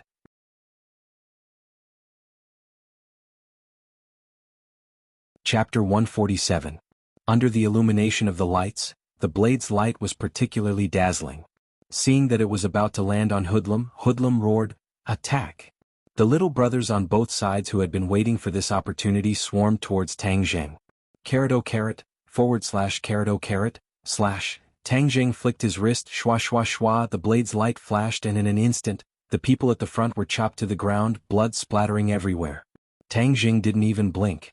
If he were to be soft-hearted at this time, he would be seeking his own death. Hoodlum took advantage of this short moment to retreat, dodging Tang Zheng's attack. He roared in anger, "Kill, I'll chop them to death." Kill. Shouts shook the heavens. Tang Zheng and Lin Hu were immediately surrounded by the crowd. Tang Zheng's gaze locked onto the distant Hoodlum. His opponent was too cunning, actually dodging his sure-kill attack. The tide of people made it difficult for the two to move. They could only face the attacks coming from all directions. "Young Master Tang, don't worry about me.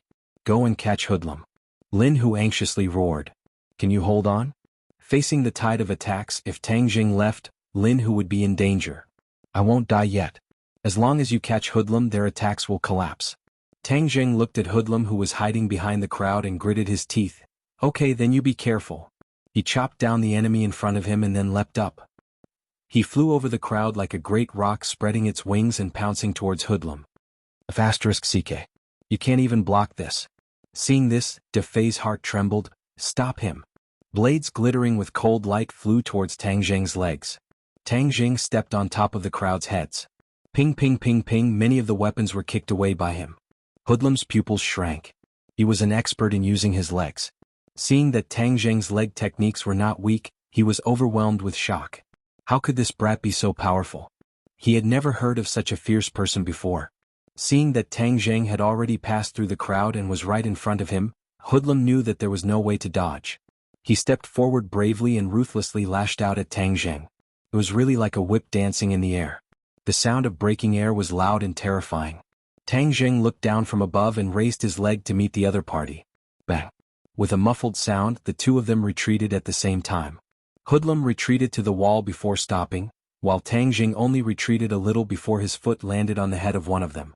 Tang Jing then took advantage of the momentum and charged forward again, throwing out the machete in his hand. Whoosh! The machete shot towards Hoodlum like a dart. Hoodlum was overwhelmed with shock and hurriedly pulled over a subordinate beside him. Puff! The machete actually pierced through his body and into his subordinate's body.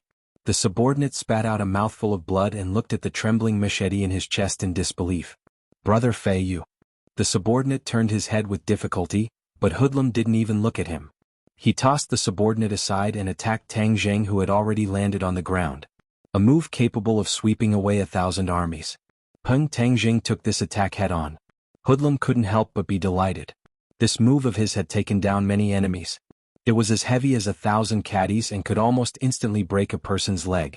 But in the next second, he watched in horror as Tang Jing's body only swayed a little before he actually stood there unscathed. Hoodlum knew that the situation wasn't good, but he didn't retreat. Instead, he launched a series of attacks with his legs. His legs were densely packed, as if he wanted to completely envelop Tang Jing. Tang Jing also made his move, his hands flying as he used the Heaven-Gathering Hand. Hoodlum was not worthy of him using the Heaven-Gathering Immortal. Once the Heaven-Gathering Hand was used, the sky was filled with hand shadows, one by one blocking the opponent's chain kicks. With a muffled sound, Hoodlum's leg took Tang Jing's attack. His entire leg was abnormally sore and he couldn't muster any strength. Fuck, this brat's strength is too great. Hoodlum cursed inwardly. Before he could react, Tang Jing attacked again. This time, his attacks were even more ferocious and had an unstoppable momentum. Hoodlum retreated, retreating again and again until he couldn't retreat anymore. Tang Jing continued to advance until he forced Hoodlum into a corner. Suddenly, a blood-curdling scream rang out. Tang Jing couldn't help but turn his head to look. He saw that Lin, who had already been completely surrounded and was covered in blood. Hoodlum suddenly had an idea. He took the opportunity to quickly flee to the side. He already understood that he wasn't Tang Jing's opponent, and his heart was incomparably shocked. Tang Jing had been watching Hoodlum from the corner of his eyes. Seeing that Hoodlum wanted to escape, he couldn't care less about Lin Hu. He had to capture Hoodlum. Stop! Tang Jing roared and arrived like a flash of lightning. Hoodlum heard the sound of the wind behind him, but he still didn't dare to stop. The lackeys on both sides were completely unable to block Tang Jing. Wherever Tang Jing passed, people would be thrown off their feet. Seeing that the opponent was already behind him, Hoodlum had no choice but to counterattack with a move of the Divine Dragon Tail. Suddenly, his body trembled. His leg was caught by Tang Jing. Hoodlum cursed inwardly. With a cracking sound, the pain instantly spread to his nerve endings, causing him to involuntarily cry out in pain. His scream was very miserable. Everyone subconsciously looked over and saw their boss's miserable appearance. Tang Jing directly broke Hoodlum's leg. Then with a pull, Hoodlum returned to his side. Tang Jing's hand shot out like lightning and locked onto Hoodlum's neck. This series of attacks was like moving clouds and flowing water. It perfectly illustrated the true meaning of violence, causing people to tremble in fear. Stay your hand. Your boss is in my hands. Tang Jing roared, his voice was deafening. Everyone looked on in shock. Among hundreds of people, he was actually able to catch Hoodlum. This move of his had reached perfection. It was truly an eye-opener and caused people's hearts to tremble. Bravery that couldn't be stopped by 10,000 men. This was truly not a legend. Hoodlum felt the pain and only after a while did he regain his senses. His face was already dripping with cold sweat. Ever since he started cultivating, he had never been in such a sorry state. Now, even if he wanted to escape, it would be useless. This was because one of his legs was already broken. Even if it was reconnected, his martial arts would be greatly reduced. He was filled with regret and hatred. How did he provoke such a calamity? But now regret was useless. With a cold face, he looked up at Tang Jing and said, "What exactly do you want?" "First tell your lackeys to retreat," Tang Jing said with killing intent. Hoodlum hesitated for a moment before loudly roaring, "Didn't you hear? Everyone retreat." Everyone looked at each other in dismay as they retreated like a tide to the entrance of the hall. They watched this scene from afar. "Little brat, today my skills are not as good as yours and I have fallen into your hands. However, behind me is Grandpa Huang. If you touch me, Grandpa Huang will definitely not let you off." Even though Hoodlum had been captured, his aura was still the same. This was because he believed that Tang Zheng would not dare to kill him, so he would not lose face in front of his lackeys. Lin Hu, whose body was covered in blood, cut off the ropes on his two lackeys. He stared at Hoodlum with wide eyes and said, "Hoodlum, you want to use Grandpa Huang to scare us?" I'm not trying to scare you. Ordinary balance is decided by Grandpa Huang.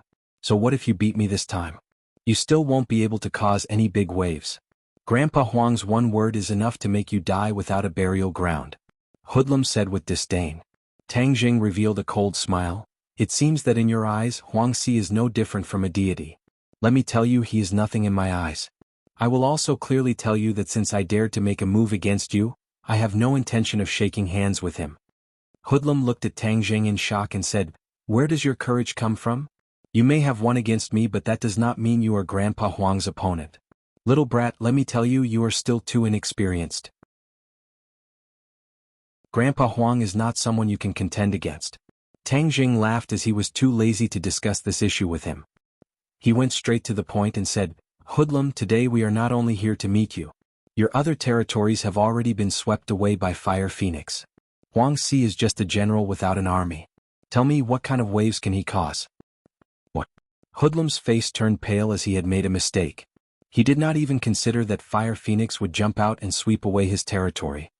This slut, I have not dealt with her for so many years and she actually bites back at me. Lin Hu said, "Hoodlum, you and I both know who killed Fire Phoenix's husband.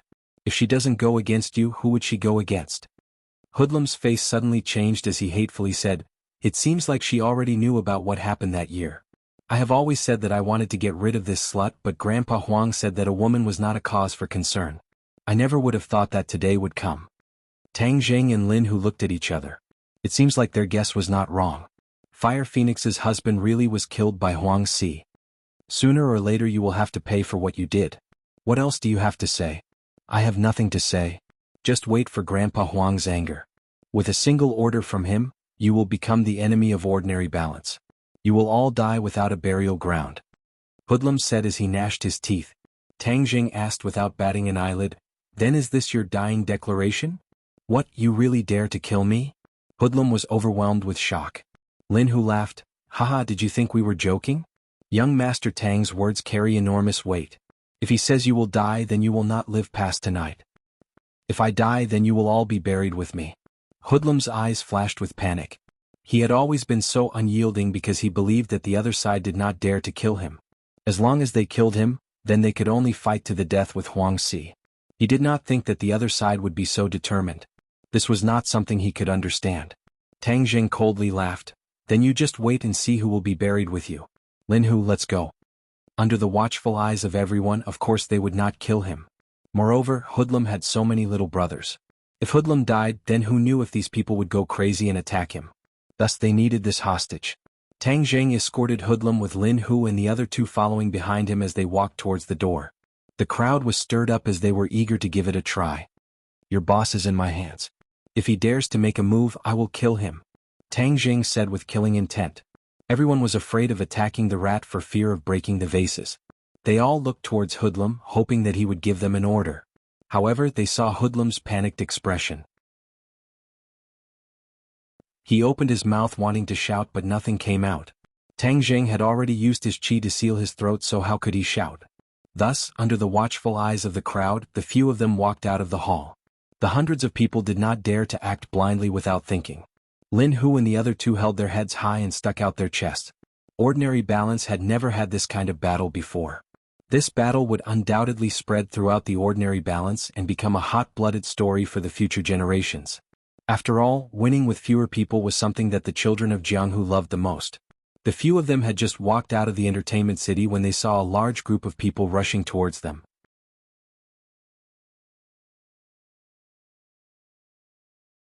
Chapter 148. Everyone looked at the group of people brimming with killing intent.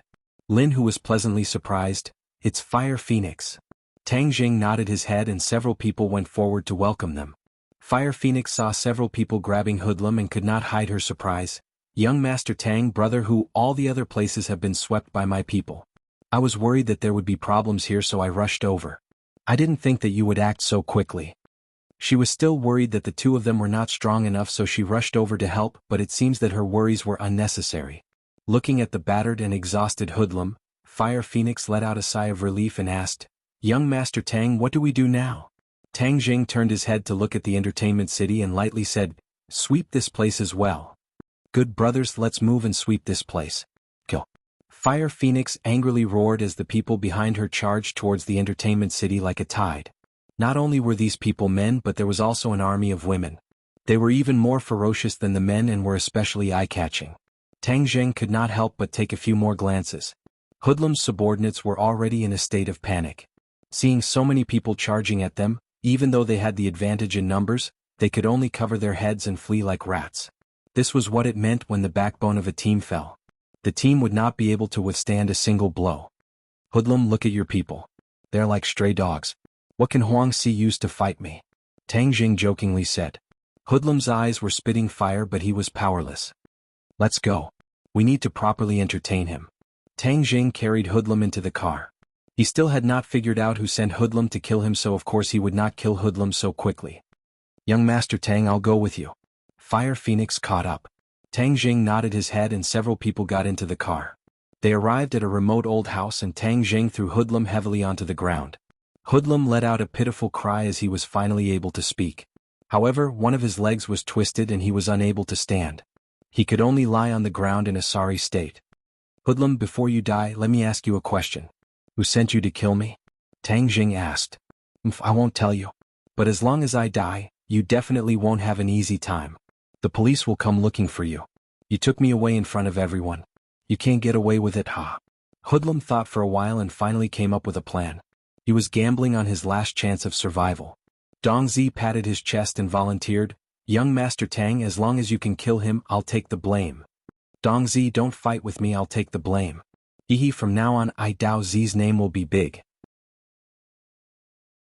After killing Hoodlum, there will still be people who will remember me decades later. Dao Zi took a step forward and said, "This is none of your business." Lin Hu angrily said, "Hoodlum, since you want to kill me, then I will kill you. If the police come looking for me, I will accept it. As long as I can cut off Huangxi's arm, then it will be worth it." Hoodlum looked at the several people in panic. These people really didn't fear death and were willing to take the blame. "What are you all arguing about? Who said you were going to take the blame?" Tang Jing coldly glanced at the several people, causing them to immediately shut up. Tang Jing was careless and didn't think of this point. He only wanted to get rid of Hoodlum but didn't think that this would attract the police's attention. However, Hoodlum couldn't be left alive, otherwise there would be no end of trouble. Fire Phoenix looked at Wolf and suggested, "Young Master Tang, we definitely can't leave any evidence for the police to use against us. Tonight's operation was so big that no one died, so it is still within our control. If someone really died and it was Hoodlum, then the police will definitely investigate. For a murder case, the police definitely wouldn't ignore it. Especially when it was a fight in the underworld. As long as someone died, the police would definitely investigate to the end. This had always been the rule and was also a red line. As long as this red line was crossed, then the police would intervene." Lin Hu and Fire Phoenix were well aware of this principle. Only a layman like Tang Jing didn't know. "So it's fine as long as we leave him alive?" Tang Jing asked in a deep voice. Fire Phoenix shook her head and said, "Young Master Tang, if he doesn't die and the police ask him, then it will be troublesome. Moreover, if he doesn't die, then he will think of ways to get revenge. Being remembered by him is not a good thing." Hoodlum's eyes were about to split open as he angrily stared at Fire Phoenix. His last hope of survival had been extinguished. "Fire Phoenix, you slut. If you don't see me die, then you won't be satisfied?" Fire Phoenix stared at him and said, "If you don't die, then of course I won't be satisfied. That year when my husband died, do you dare say you had nothing to do with it? I regret not getting rid of you that year. That's why you have today. It's too late to regret. Young Master Tang, let me kill him. From now on, take good care of my brothers and I will die in peace." Fire Phoenix said indignantly. Tang Jing shook his head, "No need to say any more. He doesn't need to die and you don't need to convict him." "How can we do that? Leaving him alive is a disaster." Several people anxiously advised. Hoodlum's eyes lit up as a trace of hope appeared in his heart. As long as he didn't die, then he would have a chance to make a comeback and take revenge. Tang Jing saw the intention in his eyes and coldly said, "Hoodlum, you don't have a chance anymore. Although I won't kill you, from now on you are no longer yourself. Several people looked at Tang Zheng in confusion, not knowing what these words meant. They only saw Tang Zheng's palm cover Hoodlum's head. Hoodlum lost his head out of fear and shouted loudly, "Tang Zheng, what are you doing? Since you won't tell me the secret, then I can only take it myself." Tang Zheng used his soul-searching technique and Hoodlum's shouts came to an abrupt end. His eyes stared blankly and gradually became sluggish. The others looked at this scene in shock, not knowing what had happened. After a while, Tang Zheng released his hand and Hoodlum was dumbstruck, not reacting in the slightest. "Young Master Tang, what happened to him?" Fire Phoenix asked in shock. "He turned into an idiot. This way he won't be able to take revenge and won't cause trouble for the police." Fire Phoenix's heart trembled as she had underestimated Tang Zheng. She didn't think that he would have such a method. Lin Hu hatefully said, "This is simply letting him off too easily. But this is also the best outcome. Throw him outside Huang Xi's house and see how that old dog reacts," Tang Zheng ordered. Lin Hu's eyes lit up. "Right, Huang Xi's expression will definitely be wonderful when he sees him. His proudest disciple, his personal chosen representative, has turned into an idiot. Ah, this is simply a joke." Tang Zheng wasn't happy as he was shocked by the secret in Hoodlum's mind. The mastermind behind all of this was actually Song Donghua. Speaking of which, he didn't have any deep enmity with Song Donghua as he was only pretending to be Lu Qingmei's boyfriend.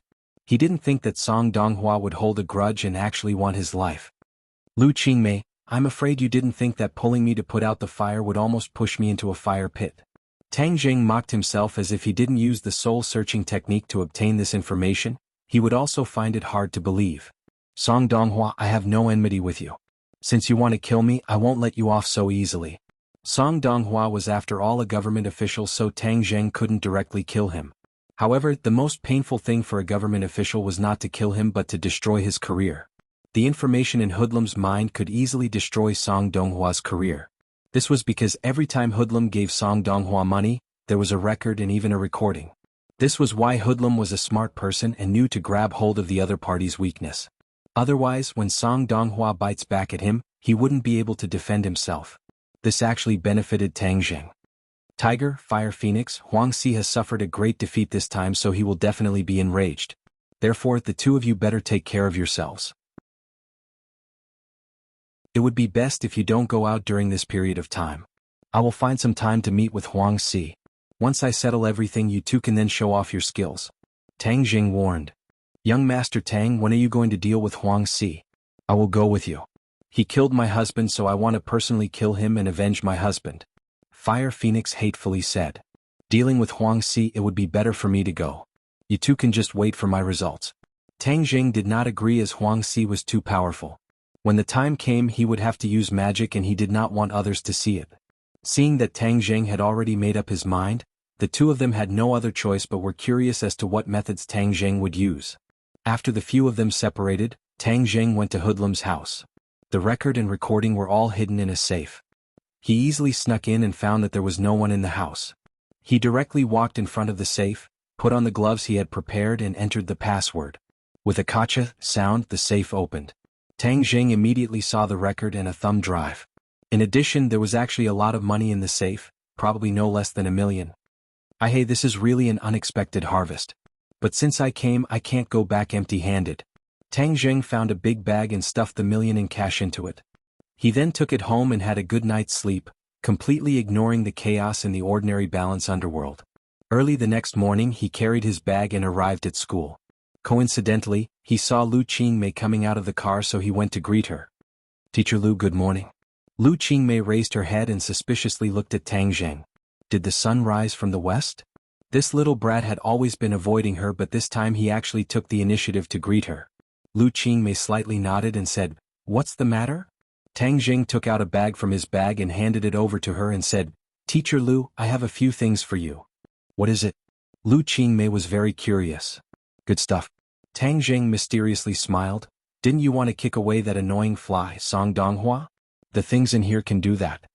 As long as Song Donghua's career ended, he would be too embarrassed to continue bothering Lu Qingmei. This blow was definitely more painful than death.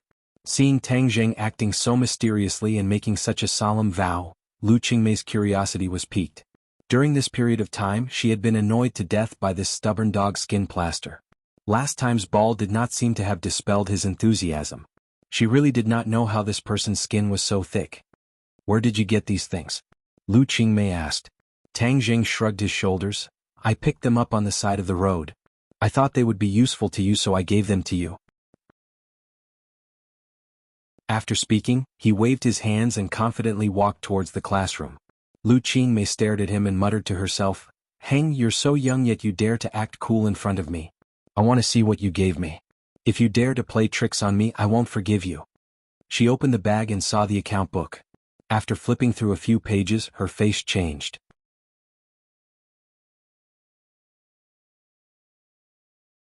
Chapter 149. As the daughter of the governor, Lu Qingmei had been exposed to too many official matters from a young age. She understood the power of this account book too well. This was much more powerful than a gun or a few bullets. Not only did the account book record the fact that Song Donghua had accepted bribes, but it also recorded a few other officials. However, these officials were much more inferior compared to this secretary. Song Donghua was clearly the most deeply involved. Even though he was young, his courage was not small and had accepted millions of dollars worth of bribes from hoodlum. Lu Qingmei's heart was in turmoil as she could not help but look in the direction that Tang Zheng had disappeared in. Picked up from the side of the road? Were you kidding? These things were not something that could be casually obtained, so how did he get them? She felt that she could not see through this student of hers. Tang Zheng was like an enigma that made people want to find out more about him. She pondered for a moment before sitting back in the car and speeding home. She had to do something to get rid of this dog skin plaster Song Donghua from her life. In addition, she was also very curious as to what other shocking things were in that USB drive. Once she reached home, she impatiently turned on her computer and plugged in the USB drive. There were several audio and video files in the USB drive. She first opened the audio file and heard Song Donghua's voice. Heng, when he was receiving bribes, he didn't even know that his voice was being recorded. He really is stupid.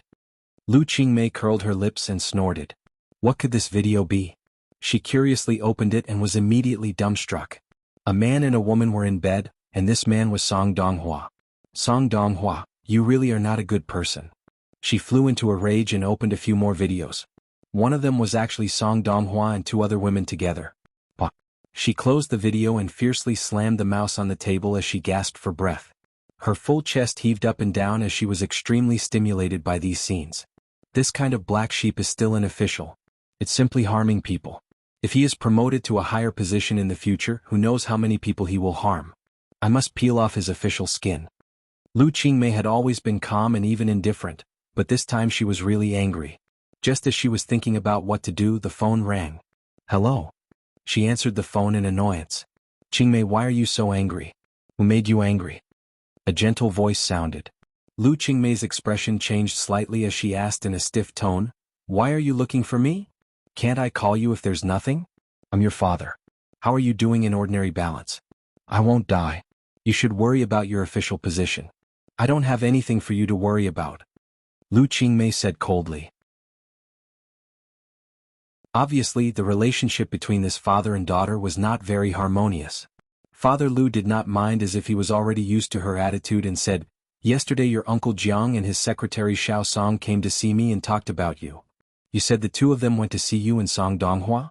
Lu Qingmei interrupted his words. That's right. I heard that Xiao Song is chasing you. This child looks quite mature. You can observe him. You're not young anymore. It's time to consider your marriage. Father Lu said earnestly. So you're saying that Song Donghua is very suitable to be your son-in-law? Lu Qingmei suppressed her anger and asked. I didn't say that I had decided on him, but since the two of you are of a suitable age, you can try to interact with him. Haha, your eyes are really good. Lu Qingmei was so angry that she laughed. I'll send you a few things. You can take a look at them before commenting. She slammed down the phone and sent a recording and a video over. Not long after, her phone rang again. Father Lu's voice became serious and even a little angry. Where did you get these things? You don't need to know where I got them. Didn't you say that Song Donghua was very good? Then what are your thoughts after seeing these? Lu Qingmei jokingly asked. Father Lu said in a deep voice, I only met him once, so I don't have a complete understanding of him. However, how does Jiang Yongda lead his troops? He actually kept such a black sheep by his side? This kind of person is an official. No wonder so many people are scolding you as officials. None of you are good people. Her words also included her own father. Father Lu did not mind and helplessly said, "Qingmei, after so many years, are you still angry at me for what happened that year? To you, it has been many years, but to me it seems like it was just yesterday. I can't forget." Lu Qingmei's voice was filled with anger and heartache. Father Lu did not continue this topic and said, "Since Song Donghua is this kind of person, then we can't let him continue to fish in troubled waters. I will have Jiang Yongda thoroughly investigate. Don't make a big noise. Later, I will send this information to the Commission for Discipline Inspection. Qingmei, don't act recklessly. Song Donghua is Jiang Yongda's secretary. If the Commission for Discipline Inspection investigates Song Donghua, then what if it implicates Jiang Yongda?" Father Lu sternly said. Lu Qingmei loudly laughed. "As expected, you officials are all jackals of the same tribe, afraid of being implicated. If he is clean, then why would he be afraid of being implicated? Whether he is clean or not, it is not up to you to decide. The struggle in the government is very complicated and is not as simple as you think. Even if he is clean, he will still be implicated because of this matter. Listen to me, you cannot act recklessly. Your uncle Jiang is the next candidate for the municipal committee secretary. You cannot drop the ball at this time." Father Lu warned. Jiang Yongda was one of his people. If he was investigated, then his reputation would not be good. Moreover, in the future Jiang Yongda would be a great help to Father Lu. The considerations of those in the government were far more complicated than others. Lu Qingmei, as the daughter of a government official, was very clear about the stakes involved. She compromised and said, "Fine, then I will see what kind of result you will give. If it does not satisfy me, then I will definitely not give up." Lu Qingmei angrily hung up the phone and fiercely stared at the computer. Jackals of the same tribe. Song Donghua did not know that his fate had quietly changed. He had contacted Hoodlum early in the morning to ask about Tang Zheng's results. However, he found that his phone could not be reached. He could not help but feel angry. What was this Hoodlum doing? He could not even deal with a high school student. He was becoming more and more useless. If it was not for the fact that he was generous and gave money very quickly, he would not have bothered with him. Forget it, let's wait a bit more. In any case, this Tang Zheng is dead for sure. He dared to come between me and Lu Qingmei. He is simply seeking his own death. He arrived at the city hall and walked towards his office. Along the way, many people respectfully greeted him. He was arrogant and enjoyed the admiring and envious gazes of others. He believed that as long as he could deal with Lu Qingmei, there would be even more people looking at him with such gazes. He would then reach a height that these people could not reach. This is my fate. Fate has allowed me to meet Lu Qingmei. If I do not take advantage of her, then wouldn't it be a waste? A waste would be shameful. He was very pleased with himself. His mind could not help but think of Lu Qingmei's curvy figure. His heart was burning. When would he be able to get her on his bed? Thinking of this, the desire in his heart surged even higher and became restless. Later, I will ask Hoodlum to arrange another woman for me. Last time that pair of sisters was truly ecstatic. While thinking, he walked to the door of his office. He tidied up his clothes and returned his face to normal. He then pushed open the door and entered. "Boss, you came so early." He saw Mayor Jiang Yongda standing in front of the window, looking out with a serious expression. When Jiang Yongda heard this, he turned around to look at him and said, "Come in with me." Song Donghua was Jiang Yongda's secretary. Their offices were connected. Jiang Yongda's office was inside while Song Donghua's was outside. If an outsider wanted to report to Jiang Yongda, then they would have to wait in the outside office for Song Donghua to report. Song Donghua had already been with Jiang Yongda for 2 years. He was very clear about his boss's temper and habits. Seeing his serious expression, his heart thumped as he guessed, which bastard made boss angry again? Hey, to dare make boss angry, this time they will suffer. He respectfully walked in and gently closed the door. He found that Jiang Yongda had already walked to the front of the office desk and suddenly turned the computer monitor around. He pointed at it and said, "Take a look at what this is." Then he walked to the side as if he did not want to see what was on the computer. Song Donghua curiously walked over and looked at the computer. Just as he looked at it, his face changed and became uglier than a dead person. His body uncontrollably began to tremble. On the screen was a man and 2 women having sex. Wasn't the male lead him? Weren't the female leads the 2 sisters that he was still in love with? Boom. His brain felt as if an atomic bomb had been detonated. He felt dizzy and his legs went soft. With a putong sound, he knelt on the ground. Jiang Yongda coldly looked at him. This video was sent by his old leader. When he saw it, it was as if he had been fiercely slapped in the face. That feeling was unforgettable. He originally wanted to play matchmaker between Song Donghua and Lu Qingmei. After all, if his secretary was able to climb up this branch, then his future political capital would be stronger. But he never thought that things would turn out like this. He really wanted to slap himself twice. His old leader's voice was very serious, causing his heart to feel uneasy. If his old leader had a problem with him, then his dreams of becoming the secretary of the municipal party committee could no longer be fulfilled. He really wanted to kill Song Donghua. All of this was because of him. Song Donghua felt that his doomsday had arrived. Only after a long time did he come back to his senses. Seeing his boss's ashen face, he hurriedly said, "Boss, this was all set up by others. The reason they attacked me like this was because they wanted to harm you." Song Donghua knew how to divert the attention of others. This was a very clever move. By tying Jiang Yongda to his chariot, this matter could be turned into a small matter and a small matter into nothing. Unfortunately, he had miscalculated. Not only did Jiang Yongda not have a common enemy, he instead angrily roared, "Do you know who gave this to me? Governor Lu." "What? Governor Lu?" Song Donghua's face was ashen. A few days ago, he thought that he had left a good impression in front of Governor Lu. But today he saw this. Didn't all of his efforts go to waste? How could he still have a chance to climb up the branch? As if he had lost his parents, he lost his soul and muttered to himself, "How could Governor Lu have this thing? Lu Qingmei gave it to him." Jiang Yongda bitterly said. How could he face the father and daughter of the Lu family in the future?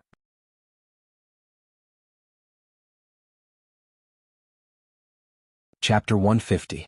Song Donghua did not know how he left the office. It was as if he had lost his soul. Even when people greeted him, he did not respond. Now, when he heard those greetings, it was as if they were mocking him. Free novel portal Jiang Yongda did not hand him over to the Commission for Discipline Inspection, nor did he punish him. He only sent him to a remote village to be a village official. He was still a part of the system, but what use was that? Once he was sent to that remote place, no one would remember him. He would never have the chance to return to the center of power. The only thing he could do was to wait for death. He gasped for breath, feeling as if he was about to suffocate. His eyes were in a daze. He was furious. "Lu Qingmei, didn't I chase after you? You actually used such a method to deal with me. You instantly knocked me from the immortal realm to the mortal realm. Too ruthless. Also, hoodlum, you actually secretly recorded it in that damn video." He was filled with regret and hatred, but he did not dare look for hoodlum for revenge. Before, he could rely on his status to make hoodlum treat him with respect, but now he was nothing. Looking for hoodlum? That was simply seeking death. Thus, he transferred all his hatred and anger onto Lu Qingmei. It was all because of this woman that my reputation was ruined. I lost everything. Without power, what difference is there between me and death? You won't let me have an easy time, so I won't let you have an easy time either. At worst, we will all die together. Before I die, I will obtain you and let you know how powerful I am. Song Donghua's eyes were filled with anger and hatred as he reluctantly looked back at the majestic city hall. He then quickly ran to the parking lot, started his car and quickly drove towards Pengcheng International School. Seeing that he was about to reach the school entrance, a fashionable mini car entered his line of sight. It was this car that had left a deep impression on him. "Lu Qingmei, stop right there." Song Donghua loudly roared as he stepped on the accelerator and rammed into the car. The mini car was knocked askew and almost flipped over as white smoke rose from the hood of the car. Song Donghua's car also stopped and he quickly jumped out. Seeing that Lu Qingmei had already been caught in the airbag, he immediately pulled her out and carried her into his car before quickly driving away from the scene. This series of actions was extremely clean and quick, as if it had been rehearsed. Song Donghua's car had already disappeared into the endless traffic before the people who saw the car accident could even scream. Pengcheng International School was an aristocratic school. The public security and traffic here were very good. There had never been a car accident, let alone a kidnapping in broad daylight. It made people wonder if the scene just now was an illusion. The school security guards quickly rushed over. When they saw the mini car clearly, one of them exclaimed, "Isn't this teacher Lu's car?" Lu Qingmei was like a crane in a flock of chickens among all the teachers. She was too beautiful and too cold. Her reputation as the Ice Mountain Goddess was loud enough and influential enough. Even the security guards couldn't help but look at her from afar. Naturally, they were very familiar with her car. Lu Laoshi had been kidnapped. The news seemed to have grown wings and quickly spread to every corner of the school. Whether it was the teachers or the students, especially the males, all of them were filled with righteous indignation. They all said that they would save Lu Laoshi. A hero saving a beauty. Moreover, it was the Ice Mountain Goddess. If this move moved the Ice Mountain Goddess's heart, then wouldn't they be able to hug the beauty and make a fortune? Thus, they all contacted their friends and family to track down the car. They also wanted to find the bastard who kidnapped Goddess Lu and tear him to pieces. Damn, to even have the heart to kidnap the Ice Mountain Goddess, he really didn't know how to show mercy to the fairer sex. Luckily, the security guards remembered the license plate number, so they quickly found out that the owner of the car was Song Donghua. Regardless of whether the kidnapper was Song Donghua or not, the most important thing was to rescue Lu Laoshi. Tang Jing was also shocked by the news, especially when he heard that the owner was Song Donghua. He didn't even need to think too much to conclude that this was definitely done by Song Donghua. He was too crazy to actually kidnap Lu Qingmei. Tang Jing guessed that it was the information he gave to Lu Qingmei that angered Song Donghua, so Tang Jing couldn't shirk the responsibility. Moreover, Lu Qingmei was his class teacher, so he couldn't stay out of this matter. Grade 12 Class 7, the original Hell class, was now a model student class. No matter if it was the boys or girls, no one was in the mood to attend class. They all clamored to find Lu Laoshi and mobilized the power of the masses to find that bastard. While everyone was brainstorming, Tang Jing walked out of the classroom. Feng Yong looked at him and shouted, "Boss, where are you going?" "We are discussing how to save Lu Laoshi." "I'm going to the restroom." Tang Jing quickly walked to the end of the corridor and dialed Lin Hu's number. "Uzi, help me find a car. A bastard kidnapped my class teacher and she is currently in this car. Even if you have to dig 3 feet into the ground, you have to find her." Lin Hu hurriedly said, "Which bastard dares to kidnap young Master Tang's class teacher?" "Young Master Tang, what car is this?" Tang Jing hurriedly described the car's license plate, model, and color. He had seen Song Donghua drive this car before, so it had left a deep impression on him. "Young Master Tang, don't worry. Now that Ordinary Balance is our brother, we will definitely find this bastard." Lin Hu said with righteous indignation, "Go and do it quickly. Inform me as soon as you have any news." Tang Jing urged. "Hey, who are you calling?" Yi Dingdang unknowingly appeared behind Tang Jing and fiercely patted his shoulder as she asked. Tang Jing jumped in fright and shouted, "Hey Yi Dingdang, people can scare people to death. In the future, don't secretly stand behind me. Be careful that I don't hurt you." Yi Dingdang curled her lips and said, "I'm not porcelain, how could I be hurt so easily? Moreover, aren't you only 1 level higher than me? You talk as if you're so strong." Tang Jing shrugged his shoulders. "In any case, I'm stronger than you." Yi Dingdang coldly snorted and said, "Let me tell you, I've been practicing the Jade Women's Heart Sutra and have made great progress. I believe that I will soon reach the 6th grade refining body and catch up to you." Tang Jing waved his hand and said, "Wait until you catch up to me." Then he walked towards Fang Shishi. Seeing the two of them holding hands intimately, Yi Dingdang angrily stomped her feet and gritted her teeth as she muttered, "Show off your love and break up quickly." Fang Shishi held on to Tang Jing and worriedly said, "Tang Jing, do you think something will happen to Teacher Lu?" Tang Jing shook his head as he did not dare to guarantee anything. Without a doubt, Song Donghua had already lost his wolf, and with his vengeful personality, he was capable of doing anything. If something really happened to Lu Qingmei, Tang Jing would feel very guilty as he had an unavoidable responsibility. "Do you have a way to save Teacher Lu? Don't you know some friends from the underworld?" Fang Shishi asked. Tang Jing nodded his head. "I've already contacted them and they are investigating. Once they have any news, they will inform me. The person who kidnapped Teacher Lu is too evil. I don't even know what kind of deep hatred he has for Teacher Lu." Fang Shishi wrinkled her nose and hatefully said. It was very difficult for a normal person to make Fang Shishi feel hatred, as she was a very kind girl. However, Song Donghua was able to do this. From this, it could be seen that he had done something that angered both humans and gods. Of course, the ones who were angry were not only the teachers and students of Pengcheng International School, but also the police in Jiangyongda. A kidnapping in front of the school, and it was a kidnapping of a teacher. With such a big incident, the police were the first to rush to the scene, and the one leading them was the old acquaintance Deng Maokai. He really had a headache. Why were there so many things happening in the school recently? He really did not want to come to Pengcheng International School, as there were 2 people he did not want to see. One was Tang Jing, who had something on him, and the other was Lu Qingmei, who seemed to have a deep background. But when he heard that it was Lu Qingmei who was kidnapped this time, His back was drenched in cold sweat. "God, are you playing with me?" Deng Maokai wanted to cry but had no tears. Lu Qingmei had actually been kidnapped. Although Deng Maokai did not know Lu Qingmei's identity, he was sure that she was a great bodhisattva and he could not afford to offend her. For such an important person to be kidnapped in his district, he felt that he had reached the end of his career. This was truly an unlucky year. Just as his heart was about to turn to ash, the investigation of the kidnapper's car came out and the owner was actually Song Donghua. At this moment, Deng Maocai's heart almost stopped beating. Was there a mistake? Song Donghua kidnapped Lu Qingmei? Wasn't the relationship between the two of them good? He did not dare to confirm whether or not the kidnapper was Song Donghua, so he hurriedly reported it to his superiors and finally to Jiang Yongda. Jiang Yongda was already very unhappy and nervous. He did not know what his old leader would think of this matter and suddenly heard that his own secretary had kidnapped his old leader's daughter. He almost had a heart attack but luckily he grabbed onto the table and did not fall to the ground. He hurriedly dialed Song Donghua's phone but it was already turned off. He was almost certain that this matter was done by Song Donghua. He definitely could not accept this cruel reality so he wanted to take revenge on Lu Qingmei. Jiang Yongda was filled with regret as he should not have told him that it was Lu Qingmei who gave him the information. What should he do now? He immediately gave the order to mobilize the entire city's police force to use all means to track down the two people's whereabouts. Then he fearfully dialed his old leader's number. This news was too important and he did not dare to hide it.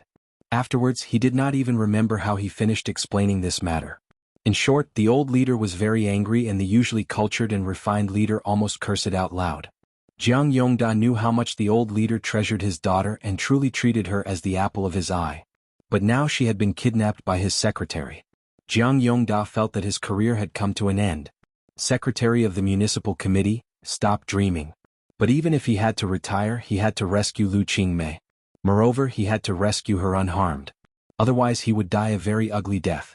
Jiang Yongda cursed Song Donghua's 8 generations of ancestors. Song Donghua, you really deserve to die.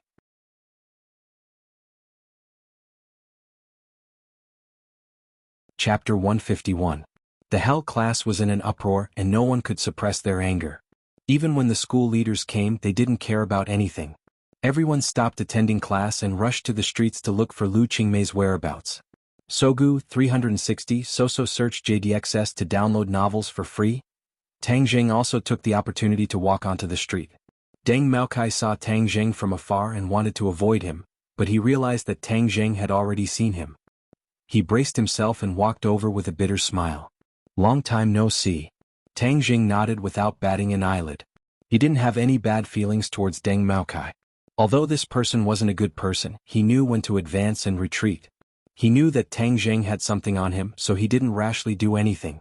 Seeing that Tang Jing had no intention of chatting, Deng Maokai awkwardly said, "Then you go ahead and do your work. I'll continue to look for Teacher Lu. The entire city's police force has been mobilized. I'm going crazy." Tang Jing's heart skipped a beat.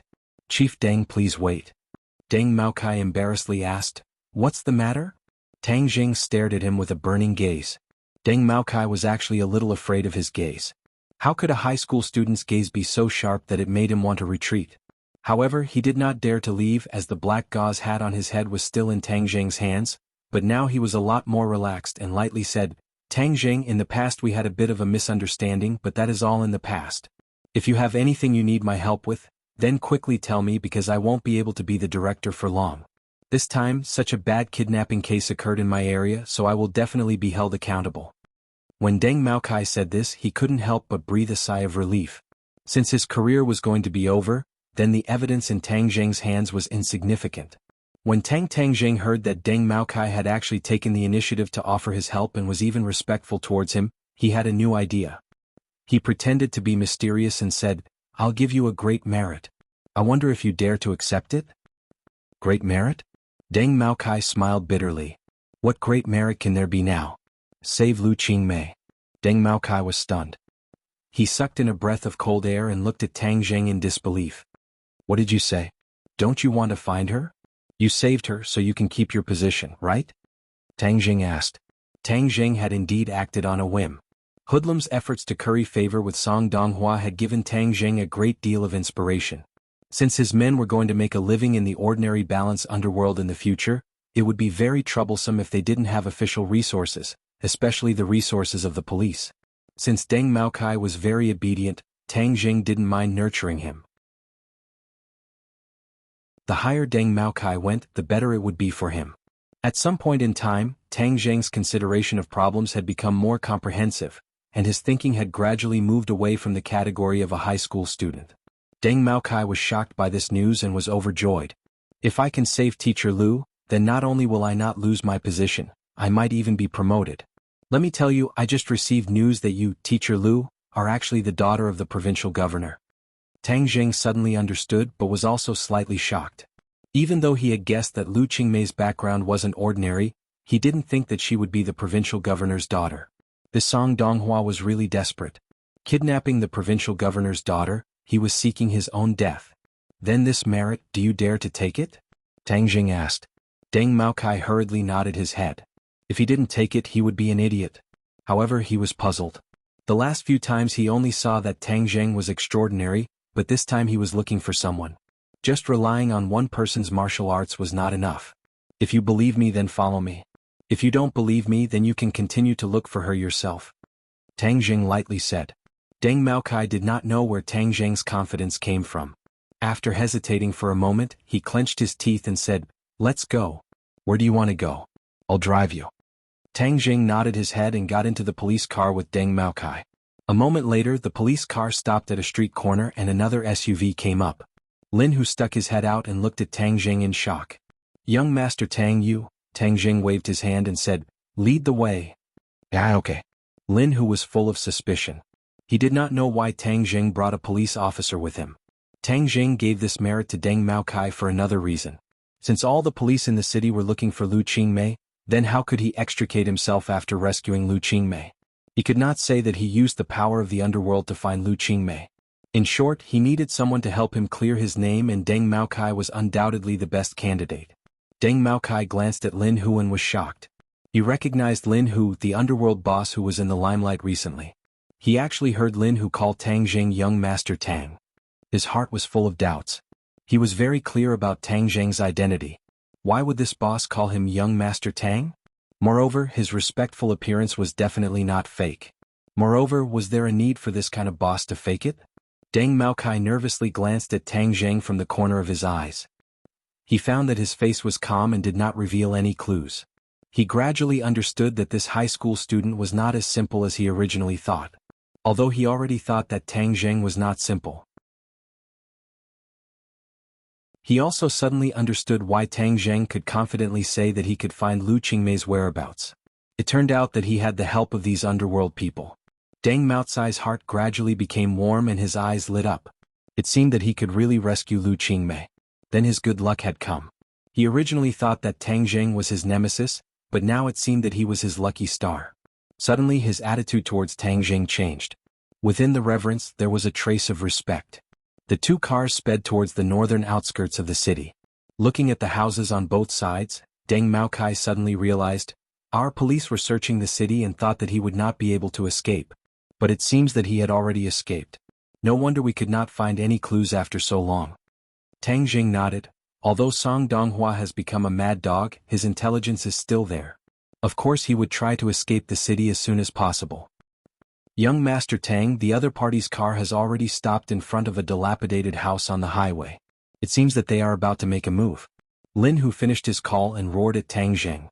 Tang Jing's face sank. What Song Donghua wanted to do, even a fool could guess. He had always coveted Lu Qingmei's beauty. Wasn't this a chance to get close to her? Quick, let's go faster. Tang Jing roared. The two cars also roared as they increased the throttle and sped towards their destination. Song Donghua really did want to do something. After he successfully kidnapped Lu Qingmei, his mind became much clearer. He knew that he had made a big mistake, but there was no medicine for regret in this world. He could only walk down this path to the end. But he did not want to be caught, so he took advantage of the time when the police had not yet reacted and sped towards the northern part of the city. The northern part of the city had a complicated terrain and the surveillance was the worst. He could take advantage of this to escape. Additionally, the northern part of the city was easy to get out of the province, making it even easier for him to escape. Seeing that there were no cars chasing after him, Song Donghua's anxious heart finally relaxed. He discovered that Lu Qingmei was still unconscious, but her voluptuous figure made him unable to concentrate on driving. Seeing an abandoned courtyard on the highway, his heart was moved. Since he had time, why not take advantage of this opportunity to eat this beauty that he had been drooling over for so long? His desire immediately took control of his thoughts as he turned the steering wheel and drove into the courtyard. The courtyard was surrounded by walls and he parked his car inside. The people outside would not be able to see him. He impatiently carried Lu Qingmei out. That soft and delicate feeling caused his blood to boil. He could not wait to immediately take advantage of Lu Qingmei. Song Donghua looked tall and strong, but after living like a prince for so many years, he did not have much strength. Carrying Lu Qingmei, who was around 100 kilograms, was still a bit strenuous. He huffed and puffed as he carried her into the house and threw her onto a pile of straw. Lu Qingmei felt the pain and finally woke up. She was in a daze and her head was still a bit dizzy. She only remembered that her car had been hit and then she was knocked unconscious by the airbag. She forced herself to open her eyes and gradually saw her surroundings. She could not help but be astonished. Where was this place? Why was it so dirty and messy? Slut, this time you are mine. This daddy will let you know my strength. Suddenly, an angry roar caused Lu Qingmei's nerves to instantly tighten, and a sense of crisis spontaneously arose. Song Donghua, it's you. What do you want? Lu Qingmei finally saw the person in front of her. His face was completely different from the cultured and refined person from before. His face was gloomy and his face was filled with madness and lust. Her heart jumped to her throat as she said, Song Donghua, don't do stupid things. You are an adult. Do you know what this means? *CK, don't lecture me. Right now it is this daddy who has the final say. Song Donghua suddenly roared. Lu Qingmei's heart trembled as she subconsciously shut her mouth. Suddenly Song Donghua proudly said, Slut, you dare to act all high and mighty in front of this daddy? I tried so hard to chase you but you did not appreciate it at all. Instead you got together with your student Tang Zheng. So it turns out you like that kind of brat. You really are a slut. Lu Qingmei raised her eyebrows and angrily said, Song Donghua, don't slander me. There is nothing between me and Tang Zheng. But at the same time she could not help but remember that night when she had intimate contact with Tang Zheng. Something had indeed happened between the two. Do you think this daddy will believe you? Although you have already been done by that brat, this daddy does not mind doing it again. I have been waiting for this day for a long time. Song Donghua's eyes were filled with lust. Now Song Donghua, do you know that this is a crime? Do you want to go to jail? Haha, jail? In any case I already have nothing. What is the difference between that and jail? Isn't all of this thanks to you?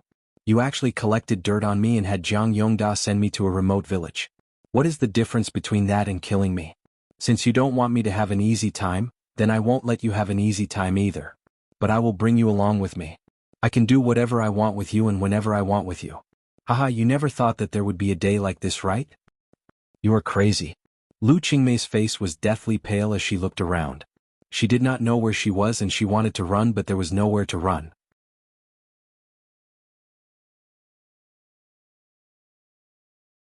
Chapter 152.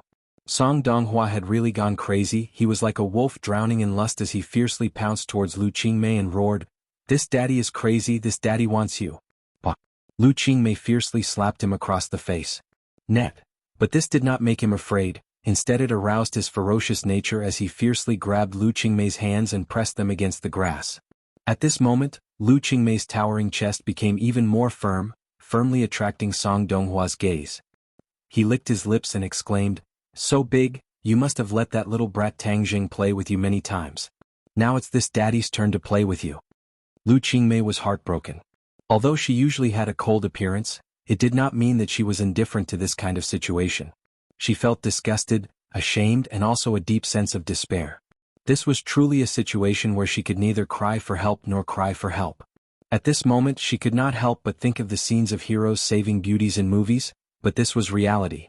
In reality, how could there be so many miracles of heroes saving beauties?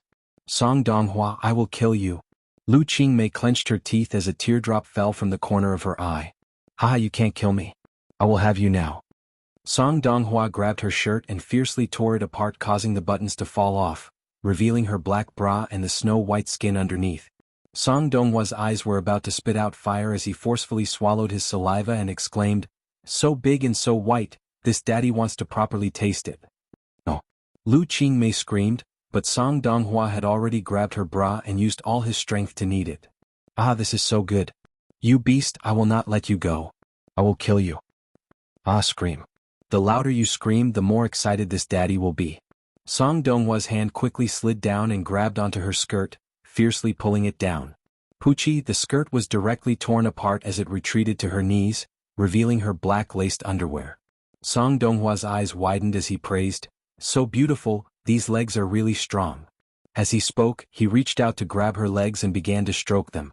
Lu Qingmei's heart was like dead ashes. Who can save me? Bang.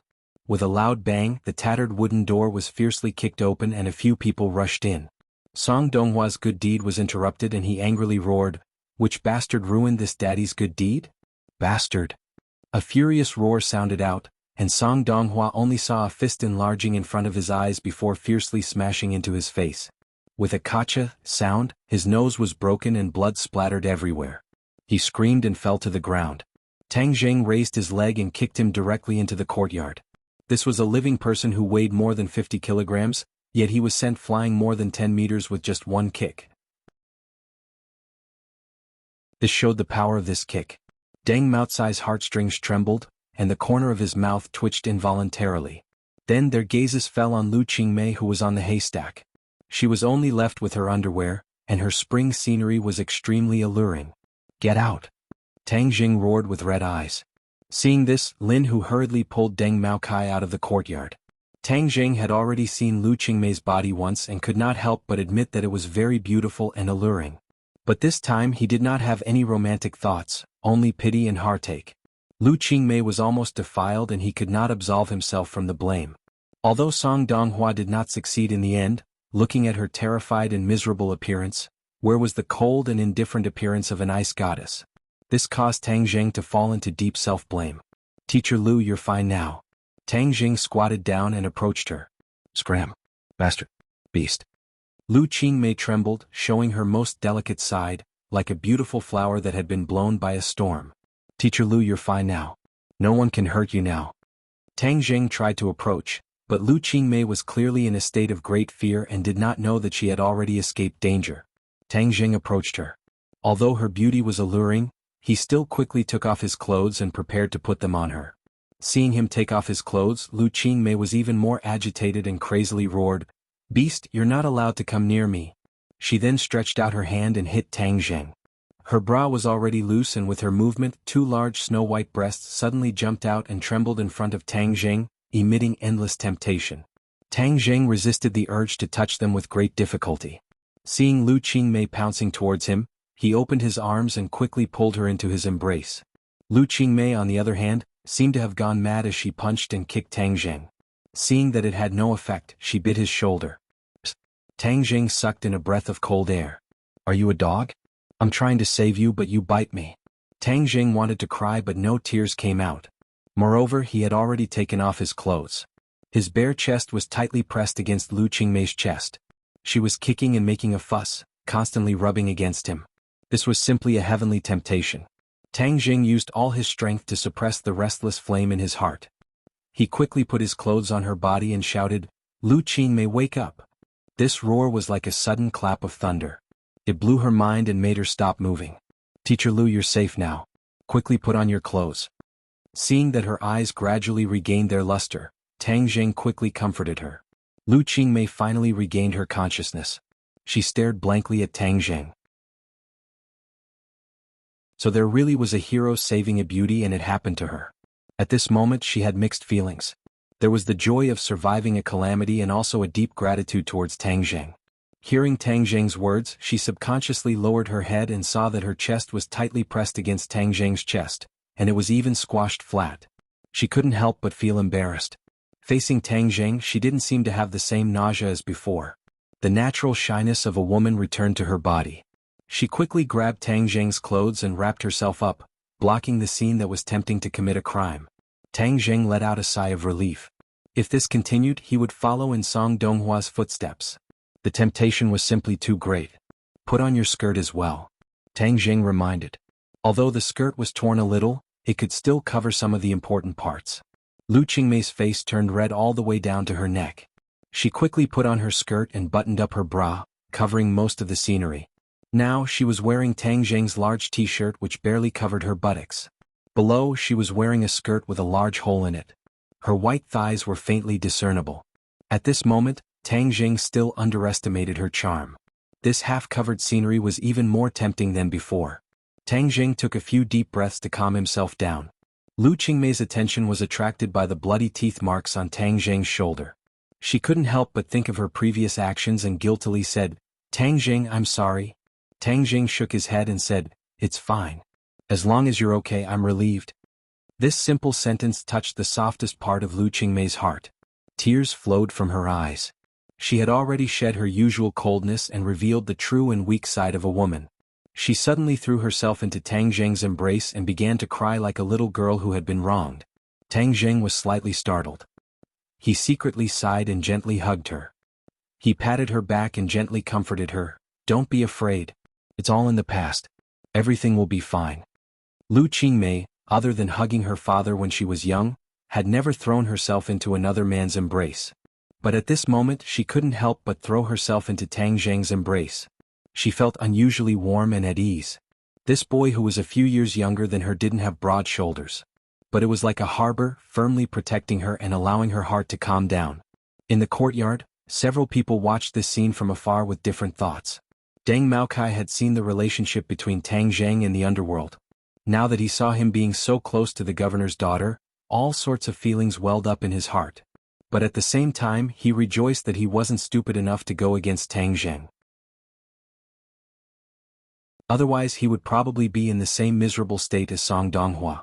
At the same time, Deng Maokai gradually made a decision. If before he was filled with reverence towards Tang Jing, now there was a trace of admiration. Moreover, he couldn't help but no longer see him as a high school student. Instead, he saw him as an important person who was much more powerful than him. Not only was he strong but he also had great potential. Now that Tang Jing had the governor's support, his future prospects were limitless. Deng Maokai knew that his chance for promotion had come. As long as he held onto Tang Jing's thigh, he would be able to eat the meat while he drank the soup. That way he would be able to reach a height that he didn't dare to imagine. Lin Hu's thoughts were much simpler. He didn't know Lu Qingmei's identity, but he subconsciously believed that this little girl wouldn't be able to escape from young Master Tang's grasp. A hero saving a beauty was too romantic. It was simply one of the best ways to capture a beauty. Song Donghua was battered and exhausted as he lay on the ground. The blood on his face blurred his vision. He gnashed his teeth as he stared at the pair hugging together. He unwillingly and angrily roared, "This daddy knew that you and Tang Jing had an affair. You still dare to pretend to be pure and virtuous. You pair of dogs, this daddy will kill you." Song Donghua had already been completely blinded by his hatred and anger. When Lin Hu heard this, his expression changed. He kicked Song Donghua in the stomach and cursed, "F***K, you dare to scold young Master Tang? This daddy will kill you." He was truly incomparably fierce. Song Donghua's body was curled up like a shrimp as he continuously sucked in cold air. He no longer had the strength to speak. Lu Qingmei stood up from Tang Jing's embrace, her face red. Song Donghua had always believed that she and Tang Jing had an affair. This made her angry and embarrassed. "Tang Jing, don't listen to his nonsense." Tang Jing shrugged and said, "It's just a mad dog. Why listen to his barking? Come, let's go meet this mad dog." Tang Jing casually grabbed Lu Qingmei's hand and walked out. Lu Qingmei was slightly startled but didn't struggle. Instead, she felt a great sense of security.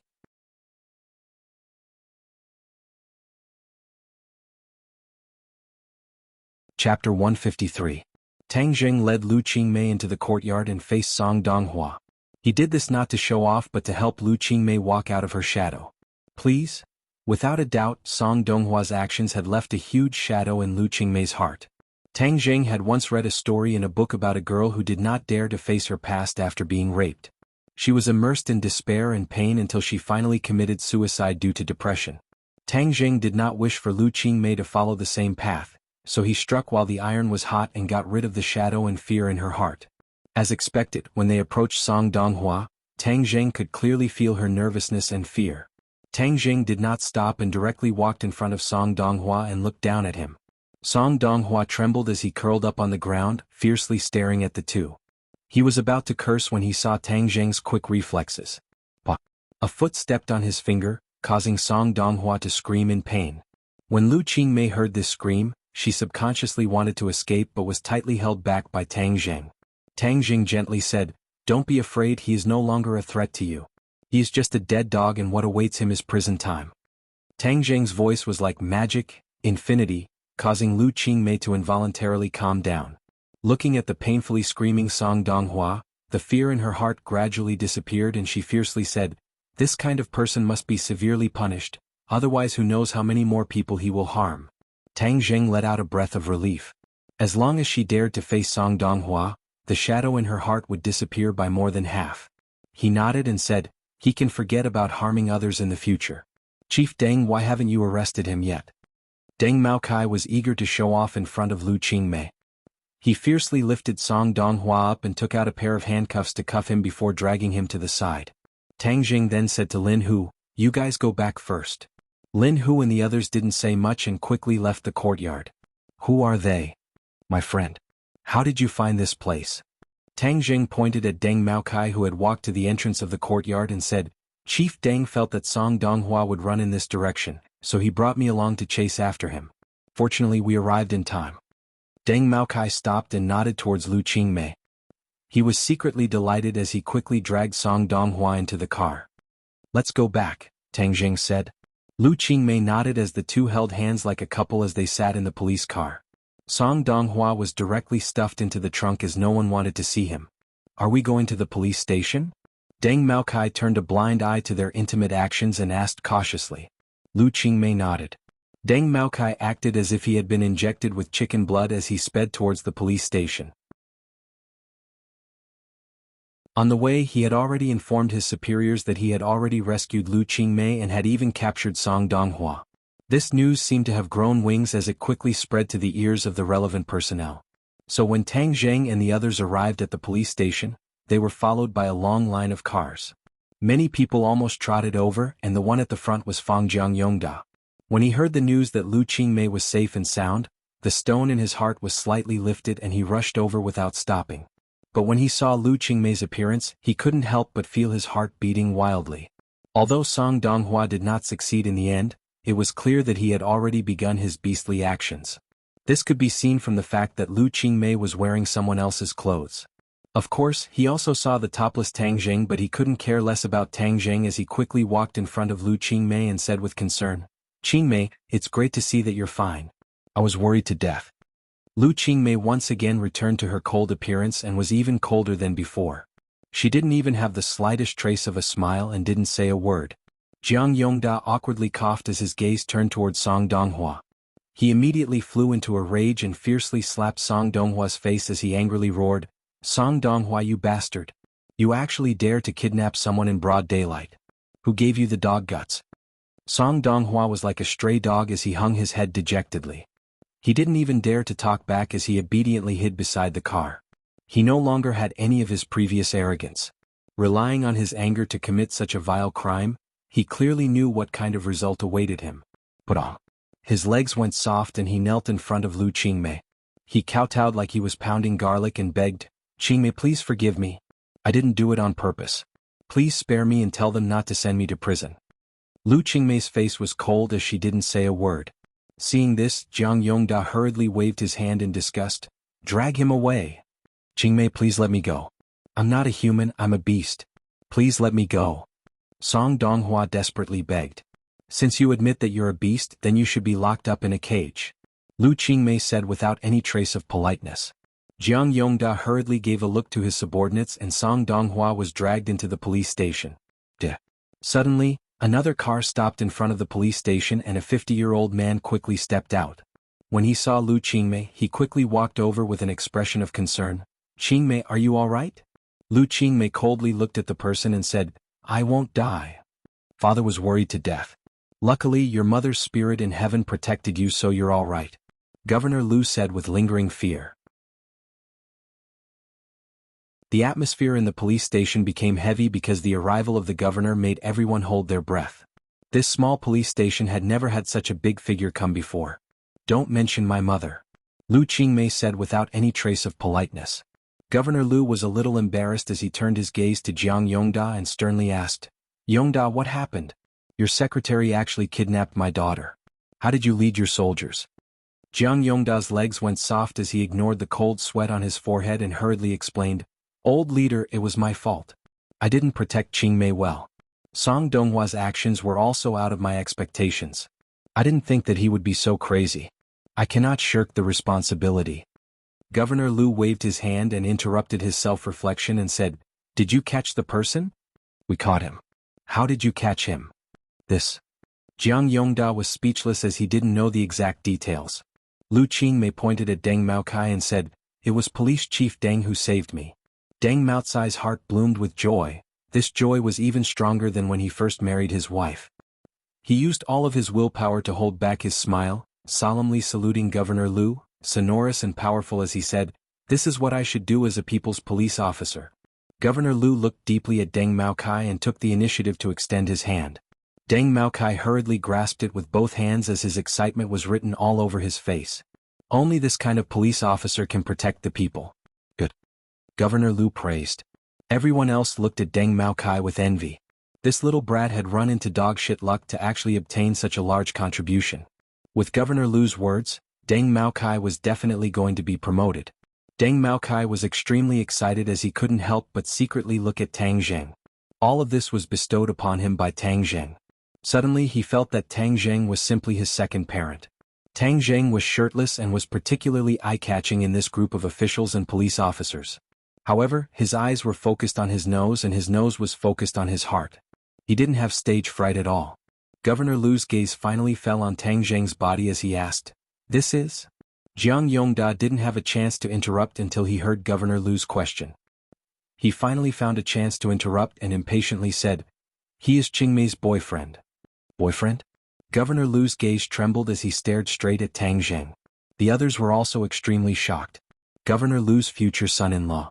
Heavens, they had to remember this face. In the future they had to curry favor with him. Tang Zheng helplessly looked at Lu Qingmei. For the first time she didn't explain anything. Instead she pulled on Tang Zheng and said, I want to go home. The others naturally didn't dare to stop her. Although they still had to record her statement, special people obviously needed special treatment.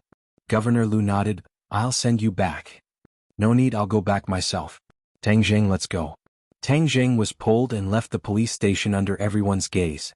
The two sat in a taxi and Tang Zheng finally couldn't help but sigh in a low voice. I didn't think your identity was so illustrious. Lu Qingmei wrinkled her eyebrows and said, He is him and I am me. Don't confuse him with me. Your relationship isn't good? Lu Qingmei hesitated for a moment before saying, In the past, in order to get promoted, he didn't even come back to see my mother when she was seriously ill. Until my mother died, I didn't see him again, so I hate him. I don't like officials. Tang Zheng suddenly realized why their relationship was so stiff. When the two returned home, Lu Qingmei told Tang Zheng to sit down. I'm going to take a shower, you sit for a while. Tang Zheng nodded, indicating that she could do as she pleased. The warm water drenched her body from top to bottom. Lu Qingmei gradually calmed down, but her heart still had a lingering fear. Looking at her curvaceous body, this body that was enough to make countless men go crazy actually brought her such a disaster. But fortunately Tang Zheng saved her. Through the frosted glass she couldn't see Tang Zheng clearly, but she could feel his presence. It was as if with him sitting there, her heart would calm down. The corner of her mouth couldn't help but curve into a smile, and her heart gradually changed. After taking a shower, she came to the living room and handed the clothes to Tang Zheng and said, Put it on, otherwise you'll catch a cold. Tang Zheng quickly put it on, and a faint fragrance entered his nose. Only then did he suddenly remember that this clothes had intimate contact with her. This was her scent and he couldn't help but feel restless. Lu Qingmei also seemed to realize this point, and her face was a bit red. She quickly changed the topic and said, In order to thank you, I'll personally cook something delicious for you tonight. No need to be so polite. What? You won't give me a chance to thank you? Okay then. Let's go, accompany me to buy groceries. Lu Qingmei returned to her ice goddess appearance, but her tone was a bit more intimate. There was a market not far downstairs, and the two went home after buying groceries. Lu Qingmei was busy and Tang Zheng was forbidden from entering the kitchen, so he could only helplessly sit on the sofa and watch TV. Suddenly, a scream came from the kitchen.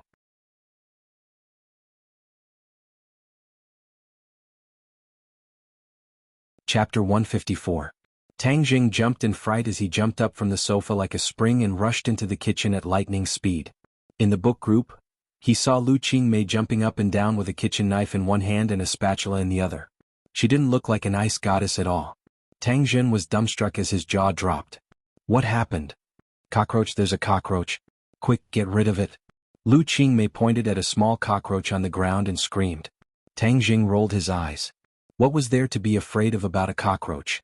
The cockroach seemed to have heard Lu Qingmei calling its name and actually crawled towards her. Lu Qingmei let out a deafening scream. She threw away the knife and spatula and ran towards Tang Jing. She didn't know where she got the strength from, but she actually jumped onto Tang Jing's back and screamed, "Quick, get rid of it. Quick." Tang Jing couldn't help but look back at her. She was really scared and wasn't acting. Moreover, she jumped onto his back. Wasn't that too exaggerated? Her perky breasts were pressed tightly against his back, making him restless. Little cockroach, for a beauty you can only sacrifice yourself. Tang Jing walked over in large strides. He didn't mind that there was a bag hanging on his back. With a stomp, the cockroach was crushed to pieces. Proportion who? Lu Qingmei let out a sigh of relief. Only then did she realize that she was lying on Tang Jing's back. Moreover, her hands were tightly wrapped around his neck. She couldn't help but feel embarrassed. It's all because of that damn cockroach. It made me look like a fool. Teacher Lu, does my back feel good? Tang Jing couldn't help but tease her. Lu Qingmei snorted and came down from his back. Although her face was a little red, she deliberately covered it up and acted as if nothing had happened. She pointed to the door and said, "Stand there, stand guard for me and guard against cockroaches." Tang Jing couldn't help but laugh. He leaned against the kitchen door and watched her busying herself. Although she was the daughter of the governor, she was really good at cooking. She was clean and neat like a chef. "You're quite skilled," Tang Jing praised. Lu Qingmei proudly raised her eyebrows. "Of course, I've been cooking for more than 10 years. Tang Jing exclaimed and gave him a thumbs up. "Awesome. Ever since my mother passed away, I've been cooking and taking care of myself," Lu Qingmei said. Although she tried to sound calm, Tang Jing could still hear the grievance and sadness in her voice. "It's good to be independent. You grew up with Grandpa, so you should have done a lot of things, right?" Lu Qingmei asked while cooking skillfully. Tang Jing nodded. "Of course. When Grandpa goes out to pick things up, I have to be responsible for the housework.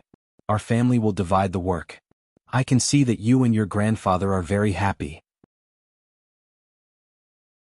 Lu Qingmei's mouth revealed a trace of a smile, a little envious. Tang Jing did not deny it. "Although Grandpa and I don't have much money, we depend on each other. Even if we have to eat rice and vegetables, we are very happy. So I really envy you." Lu Qingmei sighed faintly. Tang Jing suddenly felt that Lu Qingmei was not as aloof and insufferably arrogant as others thought. She was also an ordinary person. She had 7 emotions and 6 desires. It was just that they were covered up. Perhaps this was related to her experience. In a short while, 3 dishes and a soup were ready. Looking at the dishes that looked, smelled, and tasted good, Tang Jing had a great appetite. "Wait a minute, let's drink some wine."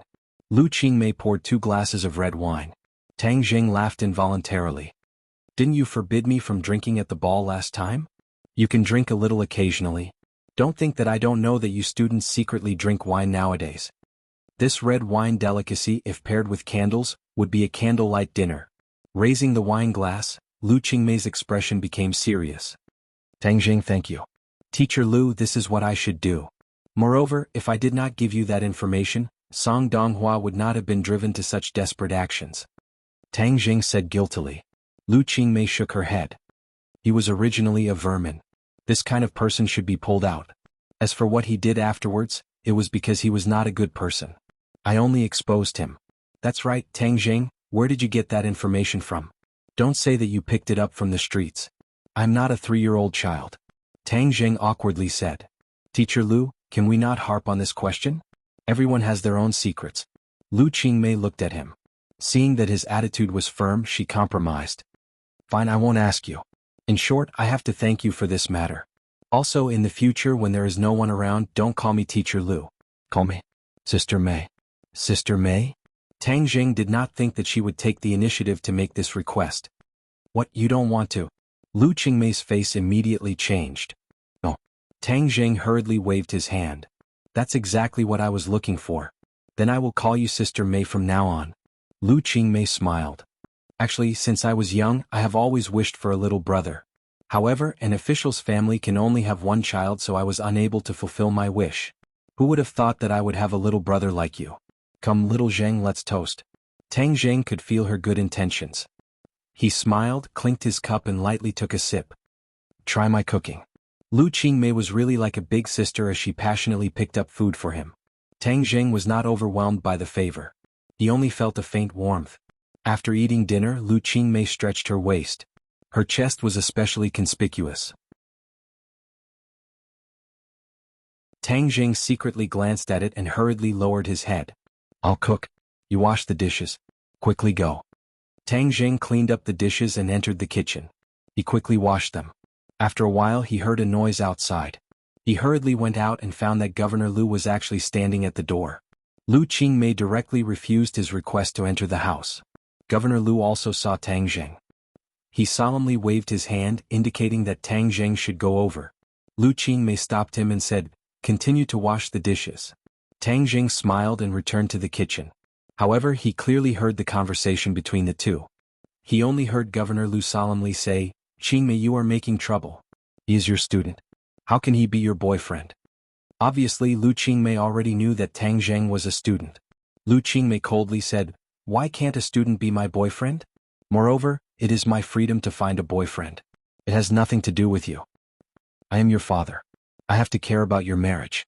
Governor Lu seemed to feel that this matter was too serious, so he increased the severity of his tone. Lu Qingmei snorted disdainfully, "Do you care? Then what kind of person is Song Donghua? Can't you see? That was an accident. Moreover, I did not choose him." Governor Lu explained. "In short, this is my private matter. I do not need you to tell me what to do. You can go tell your subordinates what to do. You have no right to care about me. I want to rest so you can go back." You two live together?" Governor Lu was shocked. "Is there anything wrong with that?" Lu Qingmei asked back. "Do you want your mother's soul to not be able to rest in peace?" Governor Lu was already flustered and exasperated. These words ignited the anger in Lu Qingmei's heart as she roared, "You have no right to talk about my mother. Leave, I don't want to see you." After she finished speaking, she slammed the door shut and squatted in front of the door, burying her head in her knees. Tang Zheng let out a long sigh as he walked over and patted her shoulder. "Sister Mei, why don't you tell him the truth?" Lu Qingmei raised her head and said, "I just want to anger him. What right does he have to care about me?" "Okay, you should rest early. I will go back first," Tang Zheng said. "No, he must be waiting for you outside. If you are caught by him, it won't be good if you are exposed. Moreover, he likes to preach and will definitely annoy you. You can stay at my house tonight and sleep on the sofa," Lu Qingmei said resolutely. "Wouldn't this make him misunderstand?" Lu Qingmei raised her neck. "I want him to misunderstand. Consider it as doing your sister a favor. Stay at my house tonight, okay?" Tang Zheng had no choice but to agree. Thus he called his grandfather to tell him. At this time, Fang Shishir's call came. "Tang Zheng, are you asleep?" "Not yet.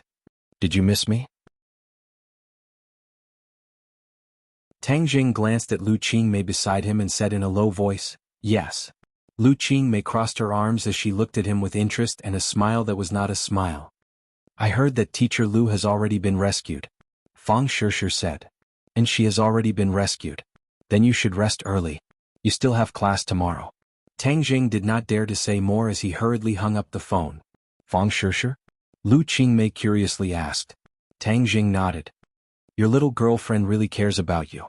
Tang Zheng gave an embarrassed smile. "What, you don't want to contact Yi Dingdang? You can't favor one and discriminate against the other." Lu Qingmei joked. Tang Zheng quickly said, "Sister Mei, don't make fun of me. I really have nothing to do with Yi Dingdang." "Oh, I don't believe it. I've heard a lot of rumors about you too. It doesn't seem fake." I'm tired. I'm going to sleep." Tang Zheng quickly jumped onto the sofa and lay down, pretending to sleep. Looking at his embarrassment, Lu Qingmei could not help but laugh. She did not look like an ice goddess at all. Tang Zheng pretended not to hear and simply closed his eyes tightly. "Little Zheng, good night. Sister Mei, good night." He fell asleep in a daze. After an unknown amount of time, Tang Zheng was suddenly awakened by a scream. He jumped up like a carp and the scream came from Lu Qingmei's room. He did not think much and directly pushed the door open. The door was not locked and opened. He saw Lu Qingmei sitting on the bed, her hair scattered. The bedside lamp was on and her face was full of fear. What happened to you? I had a nightmare. Lu Qingmei was still in shock. It's okay. You continue to sleep. I'm in the living room. If you need anything, call me. Lu Qingmei was wearing a nightgown and could vaguely see the attractive scenery. Little Zheng, sit down and accompany me for a while. Lu Qingmei pointed to the other side of the bed and said. Tang Jing walked over and sat down, but Lu Qingmei took the opportunity to lean on his shoulder. She touched his shoulder and asked, Does it still hurt? It doesn't hurt. At that time I was too scared. I didn't know it was you. Anyone would be like that. Let me see how it is. Do you want some medicine? Lu Qingmei pulled open his clothes.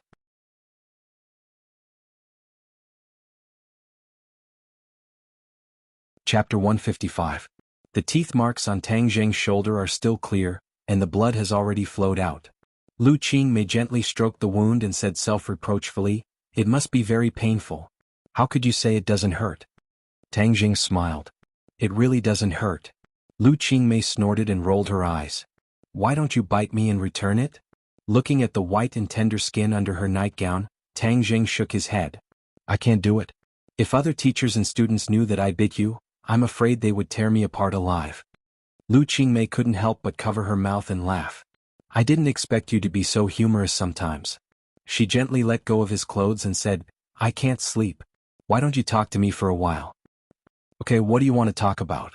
Lu Qingmei rolled her eyes and said, Let's talk about your life. You and your grandfather. In the future you will be my little brother. Of course I want to know more about you. Tang Jing hesitated for a moment, then began to talk about all kinds of things since he could remember. Lu Qingmei listened quietly. This was a story that wasn't very happy. In fact, the protagonist's life was very bitter. However, she didn't feel any resentment from Tang Jing. Instead, she felt the faint warmth of mutual dependence with his grandfather that made the listener feel particularly moved. 9 up tack she gradually realized how ridiculous the misunderstanding she had of Tang Jing in the past was. He was strong, optimistic, and confident. These seemingly ordinary characters mixed together to become the living person that Tang Jing was. He didn't have a high and mighty radiance, but he was so real and kind. That's all about me. It's nothing special. Tang Jing said with a smile. His smile was clean and bright as if it could dispel the night. The haze in Lu Qingmei's heart gradually dissipated. Lu Qingmei's mouth finally bloomed with a trace of a smile. She yawned and said, Let's sleep. We still have to go to school tomorrow. Tang Jing pretended to get out of bed but was stopped by Lu Qingmei. Sleep with me. I don't want to be alone. I'm afraid of having nightmares again. This isn't a good idea. Tang Jing hesitated as he looked at the beauty in front of him. Lu Qingmei saw that his eyes were looking at her nightdress.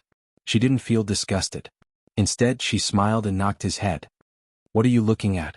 You're not honest. You're my younger brother. Can't you accompany your elder sister for a while? Then, all right. Lu Qingmei lay down and pulled Tang Jing to lie down as well. Then she leaned half of her body into his embrace. That embrace was as warm as it was during the day, making her feel particularly at ease. She slowly closed her eyes and unknowingly she had already fallen asleep. But Tang Jing was unable to fall asleep as he looked at the beautiful face that was inches away from him, as well as the soft half of her body that was leaning against him. He could clearly see the snow-white half of her body through the collar of her nightgown. She was not wearing a bra, so even though there was no way to get a full view, this half of her face was even more alluring. Tang Jing couldn't help but think of her naked upper body during the day. His heart fiercely beat and he swallowed a mouthful of saliva. She really wasn't on guard tonight. Tang Jing was extremely conflicted. As a man who had already tasted the beauty of men and women, facing this kind of temptation was a type of torment. Looking at her calm and peaceful face, Tang Jing suddenly felt as if he had been hit by a hammer. She trusted him so much. If he still did something beastly, then he would be worse than Song Donghua. He took a deep breath and suppressed the restless flames in his heart. He placed a hand on her waist and used all his strength to close his eyes. He didn't want to miss the beautiful scenery and fell into a deep sleep. The sky turned white and a ray of morning light shined in through the window. Lu Qingmei opened her dazed eyes and found that she was completely lying in his embrace. She was like a little kitten curled up in his warm embrace. The corners of her mouth curved into a smile that was especially charming under the morning light, as if it could melt everything in the world. She hadn't slept so well in a long time. Last night she didn't have any dreams. She only felt warm as if she was soaking in a hot spring. She didn't know why she suddenly trusted him so much. She actually slept in the same bed as him without any defenses. This was something that she couldn't have imagined before. Seeing him peacefully sleeping, her heart moved. Perhaps it was because the two of them had experienced yesterday's matter, so they naturally had a mutual trust and intimacy. She wanted to get out of his embrace, but just as she moved, she found that there was something hard pressing against her lower body. Moreover, it was pressing against her most mysterious place. Although it was separated by clothes, she could clearly feel the hardness. Her entire body trembled as if she had been shocked by electricity. Of course she knew what it was. This was a man's most normal reaction in the morning. She couldn't help but feel a little flustered as her face turned red. She quickly and carefully tried not to touch that thing as she got out of bed. Seeing that he didn't wake up, she let out a sigh of relief. She panicked as she patted her towering chest and quickly left the bedroom. Tang Zheng's sleep was very good. Although it was a bit torturous at the beginning, he didn't feel much after he fell asleep. The sound from the kitchen woke him up. He crawled up and saw that there was no one beside him. He walked out of the bedroom and saw Lu Qingmei busying herself in the kitchen. Quickly go wash up. Breakfast will be ready soon. Lu Qingmei poked her head out of the kitchen and smiled at him. At this moment, Tang Zheng actually felt a little absent-minded. It was as if he was a husband who woke up and saw his wife preparing breakfast in the kitchen. That kind of warm feeling enveloped him and diluted the killing intent that he had accumulated during this period of time. He took a deep breath and drove away these messy thoughts. After washing up, breakfast was already on the table. Breakfast was very simple. There was porridge, eggs, and a small plate of pickles. After eating breakfast, Lu Qingmei dressed up. After a while, she turned into an ice goddess, completely different from the little woman from last night. Let's go. Lu Qingmei actually took the initiative to take Tang Zheng's hand and go downstairs. This scene was coincidentally recorded by a camera in a car in the distance. Lu Qingmei's mini car was towed to the repair shop so she could only take a taxi to work. When the two of them got out of the car in front of the school gate, they instantly attracted everyone's attention. Of course, Tang Zheng also received a lot of attention. Fortunately, Lu Qingmei did not take his hand or else the whole school would have exploded. Lu Qingmei's kidnapping yesterday caused a stir in the city and everyone knew about it. When they saw that she was safe and sound at school, everyone let out a sigh of relief. Fortunately, their goddess was safe and sound. Tang Zheng did not want to continue being the center of attention by her side, so he quickly walked towards the classroom while Lu Qingmei went to the office. There were only 10 days left until the college entrance exam. The atmosphere in the class was clearly tense. Yesterday's matter had come to an end and everyone returned to nervously preparing for the exam. Tang Zheng also did not dare to be careless. He seriously prepared for the exam and gradually integrated himself into this tense and busy school life. But after school his life was completely different. Lin Hu called to say that Huang Si wanted to see him. What will come will come. Huang Si's underlings had already been scattered by Lin Hu, so the biggest threat now was Huang Si. Obviously, Huang Si had found out that Tang Zheng was the mastermind behind the scenes. So he directly asked to see him instead of Lin Hu and Fire Phoenix. The location was at the Huang family. Tang Zheng hid battle spirit on his body and then accompanied by Lin Hu and Fire Phoenix to this high-walled courtyard. When Tang Zheng got off the car, the two elders nervously looked at him and volunteered, "Young Master Tang, we will accompany you in." Tang Zheng waved his hand. "It is not good to have too many people. Whether Huang Si wants to negotiate or fight, I am not afraid of him. You don't need to worry." He had Tian Chanzi's guarantee, so he was not afraid of Huang Si. Seeing that Tang Zheng had already made up his mind, Lin Hu and Fire Phoenix worriedly said, "Young Master Tang, if Huang Si dares to act recklessly, we will rush in. Our people are all hiding behind that small hill. When the time comes, we will directly sweep through his lair."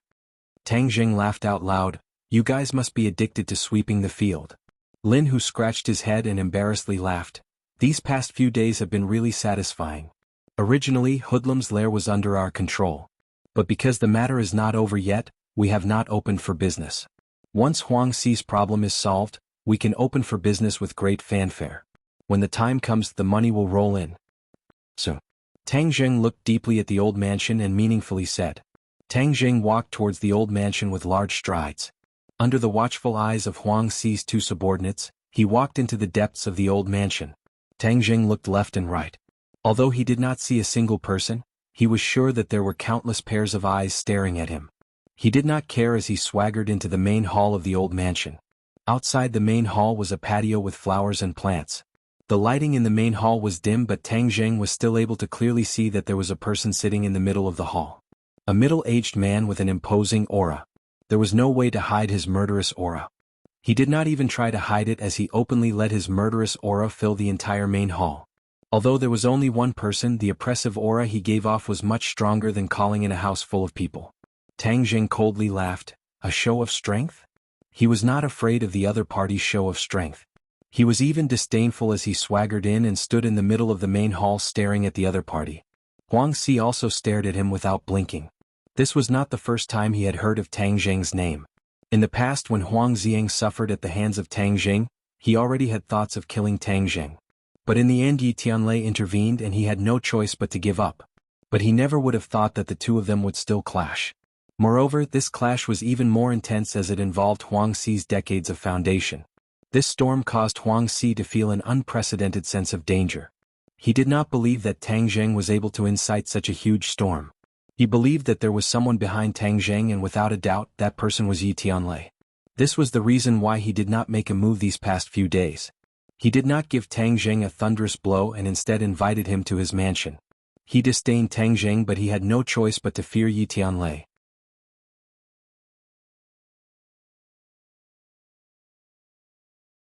Chapter 156. Their eyes met, but neither of them spoke. The atmosphere was somewhat heavy, oppressive to the point of suffocation. The disdain on Huang Xi's face gradually disappeared and turned into a dignified expression. His eyes were bright and full of expression. For a youth to be able to remain calm in the face of this kind of pressure, just this courage alone was enough to make Huang Xi take him seriously. He pointed to the large wooden chair beside him and said, "Sit." Tang Zheng complied and sat down. The servant served tea, but Tang Zheng did not drink it. This place was filled with danger, and if there was poison in the tea, then he would be finished here. "Young man, do you know what you have done?" Huang Xi asked condescendingly. Tang Zheng shrugged his shoulders and casually said, "I swept your place." "Heng, sweeping my place, what a big tone. You really have guts." Huang Xi's eyes flashed as he said with a murderous look. Tang Zheng curled his lips and said, "If you don't have guts, then you don't need to eat this bowl of rice. You are like me in the past, daring to fight and risking your life. At such a young age you were able to stand out among your peers." Tang Zheng laughed. "I am not like you." Huang Xi laughed coldly. "There is a difference, but I am not as ignorant as you. I know what to do and what not to do, otherwise I would not have been able to live to this day. Those who dared to fight and risk their lives like you in the past have all died long ago. Oh, it seems you are very lucky." "It is not luck, it is having a brain and not an idiot like you." Huang Xi pointed to his own head and said proudly, "Compared to me you really are not that smart. You must know that my grades are number 1 in the entire school." Tang Zheng said in a deadpan manner, "Heng, I think you have become an idiot from studying. What benefits did Yi Tianlei give you to make you risk your life to go against me?" Tang Zheng wrinkled his eyebrows. "What does this have to do with him?" "Ah, young man, don't play dumb with me. If not for Yi Tianlei's instructions, would you dare to be so arrogant and do such a thing?" Huang Xi said disdainfully, as if he felt that Tang Zheng's concealment was child's play. Tang Zheng suddenly realized that Huang Xi thought that he was Yi Tianlei's representative and that it was Yi Tianlei who wanted to deal with the Huang family. He could not help but laugh out loud. "Huang Xi, you claim to be smart, but you are actually an old fool. Let me tell you, this has nothing to do with Yi Tianlei." Seeing the certainty in Tang Zheng's words, Huang Xi couldn't help but be stunned as he asked in disbelief, "Is what you said true?" "Of course, why would I lie to you?" Huang Xi pondered for a moment. Indeed, there was no need for Tang Zheng to lie to him. Both sides had already reached this stage. If Yi Tianlei was really the mastermind, then he should have stood up. Whether it was a peace talk or a battle, Yi Tianlei should have stood up bravely. Moreover, Yi Tianlei was Tang Zheng's protective talisman. Tang Zheng would not be so stupid as to cut ties with him. This meant that this matter was really done by Tang Zheng himself. Huang Xi could not help but laugh out loud. Previously he had been too careful and had almost been fooled by Tang Zheng. However, since it was not Yi Tianlei who ordered him to do this, then this matter was much easier to handle. To deal with a powerless Tang Zheng, Huang Xi felt that it was as easy as blowing off dust. Inviting him to his house was making a mountain out of a molehill. "Tang Zheng, since you were not ordered by Yi Tianlei, then what you are doing is seeking your own death." Don't tell me you don't know? Huang Si jokingly said. It had been many years since he had seen such a hothead. I don't think so. Seeking my own death requires someone to be able to kill me. Oh, then what is your cultivation level? Let me hear it. Let's see if you can keep your life. Huang Si relaxed his nerves and did not immediately make a move. 6th grade refining body. Tang Jing indifferently said. Huang Si froze for a moment before laughing wildly. 6th grade refining body and you dare to challenge me? I think you really don't know how the word death is written. Do you know what my cultivation level is? 9th grade natal stage. Tang Jing's voice was as calm as an ancient well. Since you know you still dare to go against me? Huang Si was puzzled. Tang Jing shook his head and said, Huang Ziyang came to assassinate me and your subordinate hoodlum also sent people to assassinate me. Before I went against you, you wanted to kill me. Then is there a need for me to continue hiding? Since you will come looking for me sooner or later, I might as well make the first move. Tang Jing did not say one more thing. In order for his grandfather to live in the ordinary balance without any worries, he had to make sure that the ordinary balance's underworld was within his control. Huang Si, this thorn in his side had to be removed. This underworld follows the law of the jungle. They tried to assassinate you but you didn't die. That only means you are lucky. Since you took the initiative to provoke me, that means you are destined to die. Tang Jing pursed his lips and said with a smile, I don't think so. Since you called me over today, then let's talk things out. Good, you do have some guts. If you hadn't done so many things to offend me, I would have taken you under my wing. You are stronger than hoodlum. Tang Jing shook his head. You will never have the chance to take me under your wing. You also don't have the qualifications. Hang arrogant. Do you know that you made a mistake today? What mistake? Walking into this hall, from the moment you said that you were not ordered by Yi Tianlei, you were destined to die. Oh. Tang Jing's expression was calm. Then you mean that I shouldn't take off this protective talisman? Of course, but it is already too late. Even if you want to put it back, it will be useless. As long as Yi Tianlei does not interfere, you will die without a doubt. Then I will unify the ordinary balance's underworld. Since they did not submit to me, then I will let them experience my power. As for the Ye family, Heng, there will be a day when I will surpass Yi Tianlei. Huang Si was full of confidence and ambition. Yi Tianlei was an insurmountable mountain in his heart. Crossing this mountain was his greatest wish. Tang Jing understood Yi Tianlei's true background. It was not something that Huang Si could compare to, so he shook his head and said, You won't have that chance. Since you have said so much nonsense, then it looks like you are prepared to kill me. Make your move. You think too highly of yourself for me to make a move against you. Xiang, come out. Huang Si suddenly roared as a person slowly walked out from the darkness. When Tang Jing saw this person, he almost did not recognize him. Huang Xiang, this person was actually Huang Xiang. His entire body's aura had changed. He no longer looked like a handsome young master. His entire body was shrouded in a strange aura that caused people to tremble in fear. Young man, I heard that you have many secrets on you. Even Xiang's martial arts were obtained from you. Later on, if you tell me all your secrets, I will let you die a quick death. Although Huang Si was a 9th grade natal stage expert, he was still very interested in the secrets on Tang Jing's body. Tang Jing ignored him and stared straight at Huang Xiang. Ever since the battle, this was the first time he had seen Huang Xiang. He was really shocked by his appearance. Tian Chanzi, what kind of martial arts did you give him? How did he become like this? It's as if he has gone berserk. Tang Jing asked curiously. Huang Xiang's strange aura was very similar to that of a demon. Tian Chanzi chuckled. This set of martial arts is good stuff. You will know in a while. Tang Jing did not continue to ask. Huang Xiang looked at Tang Jing with a complicated expression. There was hatred, contempt, and an undisguised killing intent. Tang Jing, today is the day you die. Huang Xiang said with a murderous look. Even his voice had changed. Tang Jing frowned and said, When you came to the hospital to kill me, you were forced to retreat by an old man, right? Hang that old fart. After I kill you, I will go find him. He dares to ruin my plans, so he must die. It seems like it was really the king of medicine who saved him. The next time he saw him, he would have to thank him. Tang Jing shook his head and said, You won't have the chance to kill him. Hang, shameless boasting. Huang Xiang said with disdain. Xiang, don't waste words with him. Capture him first and force out his secret. With his secret, perhaps our Huang clan will be able to suppress the Ye family in the future. Huang Si ordered. Relax, he won't be able to stir up any waves. I will slowly torture him until he dies. Huang Xiang said with a cold smile, causing others to tremble in fear.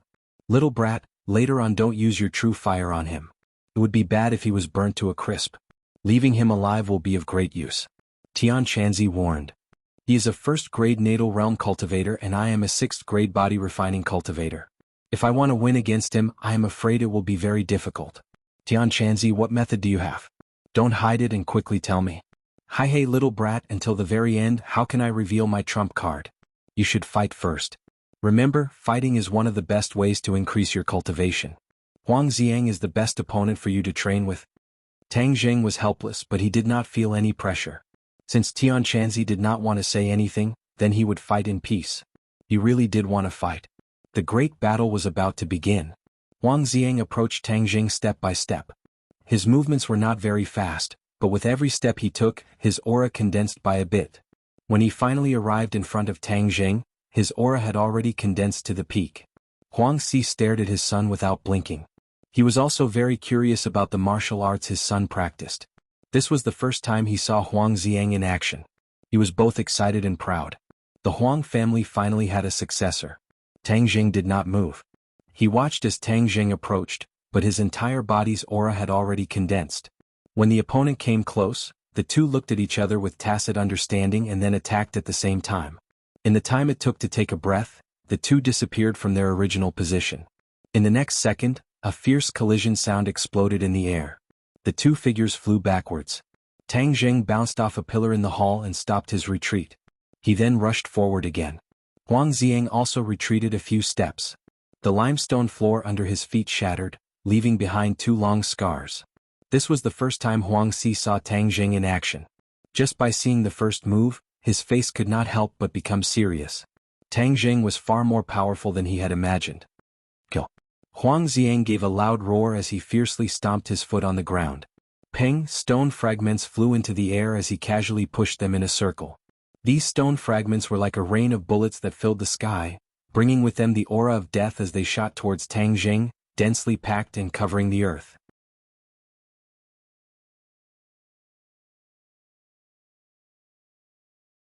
Chapter 157. Facing this barrage of attacks, Tang Jing could only helplessly pull out Battle Soul.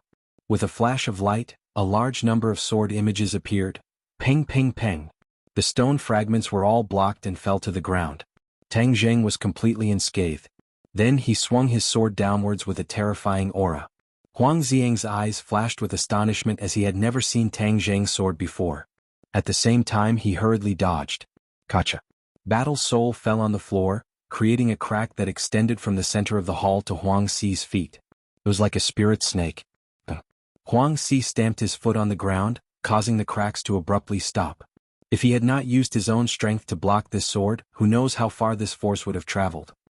His eyes turned cold as he stared at Tang Jing and said, "What a powerful sword technique." Huang Xiang's eyes flashed as he pounced forward. His 5 fingers formed a claw and the air seemed to be torn apart as he quickly attacked Tang Jing. Tang Jing used his heaven-flying immortal sword technique and Battle Soul welcomed the attack. The nimble sword technique made Huang Xiang not dare to approach. "You think this is enough to stop me? Don't even think about it." Huang Xiang roared as both of his hands pierced through the sword light. Isn't he afraid of being cut off? Tang Jing was puzzled, but in the next second, he knew what his opponent was relying on. With a ding-dang sound, Battle Soul slashed at his arm, creating a burst of sparks. It turns out that his arms were covered with stainless steel. No wonder he was so fearless. Huang Xiang's face flashed with hostility as he proudly said, "Now you know how powerful I am." Tang Jing coldly snorted as he attacked with his sword. Immediately the ding-dang sound rang out incessantly as the two dodged. All that could be seen was sparks bursting out and shadows flipping. In this large hall, only the two of them were left. Huang Xi finally let out a sigh of relief and secretly said, "Zi Yang's martial arts is indeed powerful. In time he will surpass me. In the future, I will be relieved to hand over my family business to him." After a fierce battle, both of them fought more and more valiantly. However, their consumption was considerable. After all, Huang Xiang's cultivation was stronger and he gradually gained the upper hand. However, Tang Jing's otherworldly flying immortal swordsmanship was not an undeserved reputation. It made Huang Xiang hesitate to attack, so he was temporarily unable to obtain victory.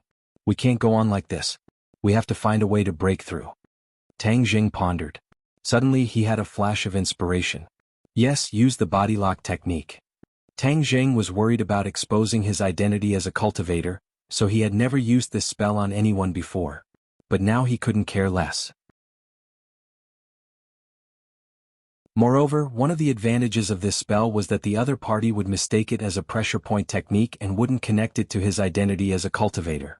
Thus, when the two of them were once again close to each other, Tang Jing silently chanted an incantation. Heaven and earth's spiritual energy slightly vibrated and rapidly attacked Huang Xiang's pressure point. Huang Xiang's attack came to an abrupt halt in front of Tang Jing. His eyes were filled with disbelief as he roared, "What's going on? Pressure point technique?" He clearly discovered that Tang Jing was not even close to his body, yet his pressure point was still sealed. This was truly unheard of. Tang Jing did not give him any time to be shocked. He casually grabbed him and placed Battle Soul's sharp blade on his neck. Huang Si originally had an expression of watching a good show, but upon seeing this scene he jumped up from his chair and was inexplicably shocked. Air pressure point technique. Tang Jing curled his lips. This was a body lock technique. What air pressure point technique? This guy doesn't know what's good for him. Huang Si was still in a state of shock as he asked again, "Who exactly are you? How can a 6th grade body refinement cultivator use air pressure point technique? Isn't air pressure point technique a high-level martial art that only great scholars can use?"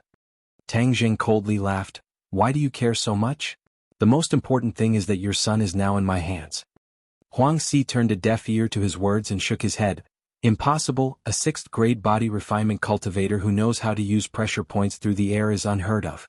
Who taught you that? Who is your master? Could he be a martial scholar?" Huang Si's heart began to feel apprehensive. If Tang Jing had a great scholar realm master, then this matter would be difficult to deal with. Although he had always been conceited, in front of a great scholar realm master he was nothing. His opponent could crush him to death with a single finger. If he were to kill a great scholar realm master's disciple, then when the matter was investigated, not only would Huang Si die, but the entire Huang clan would also be annihilated. This was something he was most unwilling to see. But he and Tang Jing were in a situation where only one of them would die. If he did not kill Tang Jing, then when his master arrived, the Huang clan would also be annihilated. What to do, what to do? Huang Si's heart was in a mess. Even if Tang Jing's backer was Yi Tianlei, he would not be so worried. Now that he knew that Tang Jing had a great scholar behind him, his intestines were green with regret. Why didn't he investigate properly before making his move? Seeing him remain silent and his expression constantly changing, Tang Jing suspiciously asked, "What are you thinking about? If you want to make your move, then hurry up. Don't dilly-dally." Huang Si fiercely raised his head, an ominous glint in his eyes. "Tang Jing, you really want to fight to the death with me?" Tang Jing coldly laughed. "Things have already reached this point. Do you think we can still shake hands and make peace? Moreover, Fire Phoenix's husband was killed by you. I also want to take revenge for him. Since that is the case, then don't blame me for being ruthless." Huang Si had already made his decision. With a low roar he charged forward like a ghost. Before Tang Jing could react, he had already arrived in front of him. With a grab of his hand, the space in front of Tang Jing seemed to have been sucked away, causing him to feel suffocated. This was the might of a 9th grade natal stage master. Tang Jing had previously exchanged blows with Yi Tianlei, but Yi Tianlei had intentionally suppressed his strength. Tang Jing did not have such a deep feeling. This time Huang Si had used all of his strength to kill Tang Jing in one strike. Tang Jing was overwhelmed with shock. This kind of expert was not someone he could contend against. He hurriedly used the puppet-like Huang Xiang to block in front of his chest. Suddenly he felt his hands become empty. Huang Xiang had actually been taken away by Huang Si. Damn it, so Huang Si's move was just a feint. His main goal was to save Huang Xiang. Tang Jing did not counterattack. Instead, he hurriedly retreated. As expected, Huang Si lifted his son with one hand and swept out with his leg. It really had the power to sweep away 1,000 soldiers. Tang Jing did not dare to use his body to block this attack like he did with Hoodlum. He hurriedly retreated and waved Battle Spirit in front of his chest. So, a black sword light shot out from Battle Spirit like a raging black flame. Huang Si was shocked. He stopped his attack and exclaimed, "What is this?" Tang Jing sneered. Of course he would not tell him that this was his treasure. Just now when he was fighting with Huang Xiang, he had purposely suppressed Battle Spirit's light. Now that it was released, although it was black, it was still very eye-catching. Treasure sword, this is a real treasure sword. Father, you must snatch it. Huang Xiang shouted in surprise. Huang Si had never seen such a treasure sword before. He was both surprised and happy. If he had this treasure, then even if he were to fight with Yi Tianlei, he would not be defeated. This treasure sword in your hands is like casting pearls before swine. Give it to me. Huang Si reached out with his hand, wanting to snatch Battle Spirit. But how could Tang Jing let him do as he wished? With a flick of his wrist, a sword light shot out. This sword light was much more powerful than the previous one. It intertwined into a black sword light that emitted an aura of death. Battle Spirit even let out a resounding sword cry, like the cry of a dragon or tiger. Huang Si's face was filled with indescribable shock. This treasure sword far exceeded his imagination. He must obtain it. Immediately he used all of his strength. In an instant, Tang Jing's face was filled with afterimages. This was the essence of the spring kick. Hoodlum had only scratched the surface. Tang Jing could not see his opponent's figure clearly. He could only wave Battle Spirit while retreating. I wonder if the body lock technique will have any effect on him? Tang Jing thought. But since he could not see Huang Si's figure, he could not chant the incantation to attract the heaven and earth spiritual qi to attack his meridians. Tang Jing bitterly held on. But the difference between the two of them was too great. Peng, a kick landed on his body and he flew out like a kite with a broken string. So, a figure flashed as Huang Si finally appeared from the shadows of his legs and flew towards Tang Jing, grabbing the Battle Spirit sword in his hands. Tang Jing's entire body was in pain. It was as if his bones were about to fall apart. Huang Si's spring kick was indeed powerful. Seeing that Huang Si was already in front of him, he was about to grab Battle Spirit. Now's the time. Body lock technique. Tang Jing endured the pain and silently chanted the incantation. The heaven and earth spiritual qi rushed towards Huang Si's meridians. Huang Si was in midair when his body suddenly froze and fell to the ground. His expression changed abruptly and he roared loudly. Crackle, crackle, crackle, crackle sounds rang out from within his body, and then he regained his freedom. All of the heaven and earth spiritual qi was actually forced out by him, causing the body lock technique to lose its effect. But Tang Jing also took advantage of this short period of time to steadily land on the ground and retreat far away. War Soul Sword was held horizontally in front of his chest as he cautiously looked at the opponent. Huang Si's face was extremely gloomy, but he was extremely excited. It really is the air pressure point strike. Powerful, powerful. He gasped for breath as if he could not suppress the excitement in his heart. No wonder you are so fearless. So you have such a high-level martial art. Tang Jing, I will catch you. I must catch you. As long as I learn this high-level martial art, who cares about Yi Tianlei? Even Feng Xingyang together will not be my match. All of them will die. Huang Si's eyes gradually glowed like a pervert seeing a peerless beauty. He did not hide his desire. Tang Jing sneered, wishful thinking. The heavens are really helping me, Huang Biao. Little brat, your void pressure point strike is still too weak. If your cultivation was just a bit higher, your void pressure point strike would have been able to control me. Huang Si said fearlessly. Tang Jing was filled with hatred. If his cultivation was high enough, he would be able to draw in more heaven and earth spiritual qi. He would not even need to fight and Huang Si would be completely under his control. Why would he need to run for his life and kill here and there? Huang Si once again launched an attack. This time he was even more careful. Inner qi filled his meridians to guard against Tang Jing's air pressure point strike.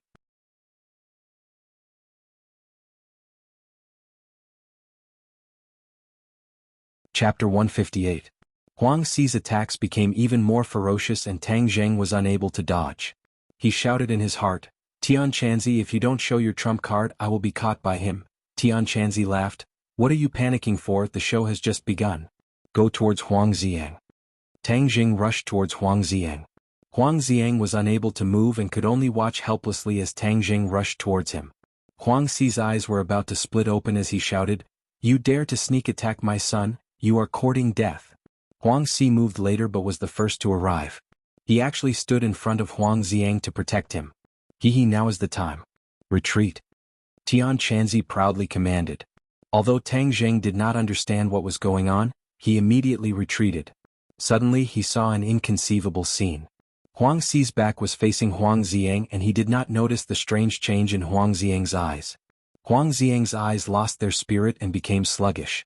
Huang Si then moved and pushed his palms forward. A thunderous sound rang out as the two palms viciously landed on Huang Si's back. Huang Si staggered forward as he spat out a mouthful of blood. His face turned deathly pale. He turned his head in fear and was shocked to discover that the two palms were from his own son. His liver and gallbladder were torn apart and he was inexplicably shocked. What is going on? Percent is not equal to Huang Xiang actually attacked Huang Si. Not only was Huang Si baffled, but Tang Zheng was also confused. He was dumbstruck as this scene of a father and son killing each other was too strange. He did not dare to believe that this was real. Haha, this is a good show. Tian Chanzi proudly laughed. Tang Zheng was puzzled. Could it be that Huang Xiang had gone crazy? What is going on? Didn't I tell you that Huang Xiang's martial arts have side effects? This is the side effect. Tian Chanzi boasted. Could it be that the side effect is going berserk? Of course not. Going berserk is child's play. Tian Chanzi, do not make a move, but when I make a move, it will be different. He's under the effects of the puppet technique. Puppet spell? Tang Zheng had never heard of this spell, so he was confused. The puppet technique is to control his mind and turn him into a puppet. From then on you can do whatever you want. The martial arts I gave him are the puppet cultivation martial arts. As long as he reaches the Hotian realm, I can use the puppet technique to control him. Tang Zheng shivered. This Tian Chanzi was much more ruthless than him. Sure enough, no one in the cultivation world was easy to deal with. When Tang Zheng dealt with his enemies, the most he would do was to kill them. However, Tian Chanzi turned his enemies into his puppets. Not only would they not die, but they would also work for him. This was much more ruthless than killing them directly. Little brat, don't think that I am ruthless. The cultivation world is a world where the strong preys on the weak. If you are too kind, you will only be killed. In the cultivation world, there are massacres every day. Remember, only by surviving can you be the final victor. Moreover, being merciful to your enemies is being cruel to yourself. Have you forgotten that Huang Xiang wanted to kill you? Tian Chanzi warned. Tang Zheng did not say a word, but he had to admit that Tian Chanzi's words were true. Huang Xiang wanted to kill him first so he could not be blamed. Seeing that Tang Zheng did not have any thoughts of being soft-hearted, Tian Chanzi was relieved. He praised, that is the correct way of thinking. Huang Si was hit by two palms. He won't die, but his threat is greatly reduced. The pressure on you is temporarily relieved. Tang Zheng let out a sigh of relief. He looked at Huang Si, who had already climbed up from the ground. He stared at his son in disbelief. Xiang, why did you sneak attack me? Huang Si did not bother to wipe the blood from his mouth as he asked. Huang Xiang, however, remained indifferent as he walked towards Tang Zheng. Little brat, don't be afraid. He is now my puppet and will not harm you. He is now your helper. Tian Chanzi said. Huang Xiang quietly stood by Tang Zheng's side, both of his eyes looking straight ahead as if he was really a puppet. Huang Si looked at his son and then looked at Tang Zheng. He seemed to have thought of something as he angrily roared, Tang Zheng, what did you do to my son? Tang Zheng spread out his hands. It was not him who did anything but Tian Chanzi who did it. What benefits did you promise him to make him attack me? Huang Si was still unable to restrain his anger as he asked. Xiang, come back. No matter what benefits he gave you, I will return it to you in double. Huang Si said. Huang Xiang was indifferent. Tang Zheng, I can only blame myself for not killing you. Even if Yi Tianlei came to stop me, I should have killed you. Huang Si was filled with regret. Huang Si, you are used to being high and mighty and do not put other people's lives in your eyes. There is also your son Huang Xiang. I only fought a few matches and he coveted my martial arts. He wanted to kill me and steal my martial arts. He did not even hesitate to kidnap my family. Heng, now it is your turn. Now you know the pain, but it is too late. There is no medicine for regret in this world. Tang Zheng thought back to the time when his grandfather was almost destroyed by Huang Xiang. He still had a stomach full of anger. In the past, the Huang clan did not put him in their eyes and did not treat his life as their own. This was the reason for the current situation. They could not blame Tang Zheng. If they wanted to blame someone, they could only blame themselves. Huang Si was speechless.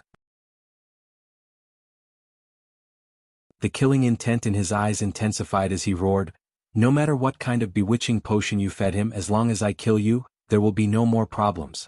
When the time comes, I will kill your family too. Everyone related to you, they will all die. Tang Zheng's eyes also flashed with killing intent. Since that is the case, then I will kill you first.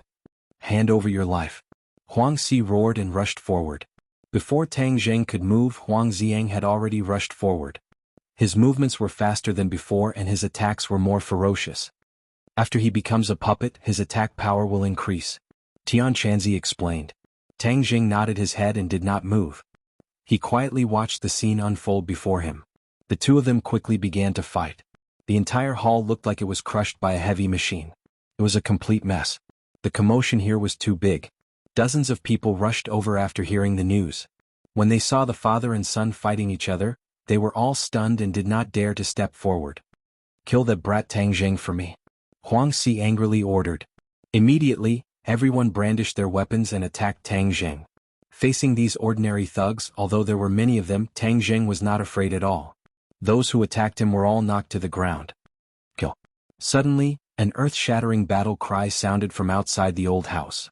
Then a large group of people rushed in with Fire Phoenix and Lin Hu at the front. When the two of them heard the commotion outside, they gathered their subordinates and rushed in. They definitely could not let anything happen to Tang Zheng. Unknowingly, Tang Zheng had already become their backbone. But when they rushed in and saw the scene before them, their jaws dropped to the ground. The one fighting with Huang Si was not Tang Zheng but Huang Xiang? Lin Hu and Fire Phoenix looked at each other, unable to comprehend the situation. "Let's deal with this group of people first," Lin Hu said. Fire Phoenix nodded her head and led her subordinates to charge over, knocking the people around Tang Zheng to the ground. Immediately, the hall quietened down as everyone stared at the strange battle unfolding before them. Lin Hu asked in a low voice, "Young Master Tang, what is going on here?" Tang Zheng shook his head and said, "How did you guys come in?" "We heard the commotion. That old fox Huang Si is very cunning. We were worried about your safety so we rushed in," Lin Hu explained. Fire Phoenix excitedly said, "It seems like our worries were unnecessary. Young Master Tang really has a way. He actually made this pair of big and small foxes fight each other. This Huang Xiang is really powerful. His progress is too fast. He can actually contend with that old fox. Could it be that he is also a 9th grade natal stage? That can't be right?" Lin Hu stared with wide eyes at the fierce battle between the two and could not help but sigh. Huang Xiang is a 1st grade natal stage but Huang Si is already heavily injured so the two of them are evenly matched, Tang Zheng explained. Fire Phoenix glared at Huang Si, the anger in her eyes surging upwards as she thought of her dead husband. "Young Master Tang, I will go help.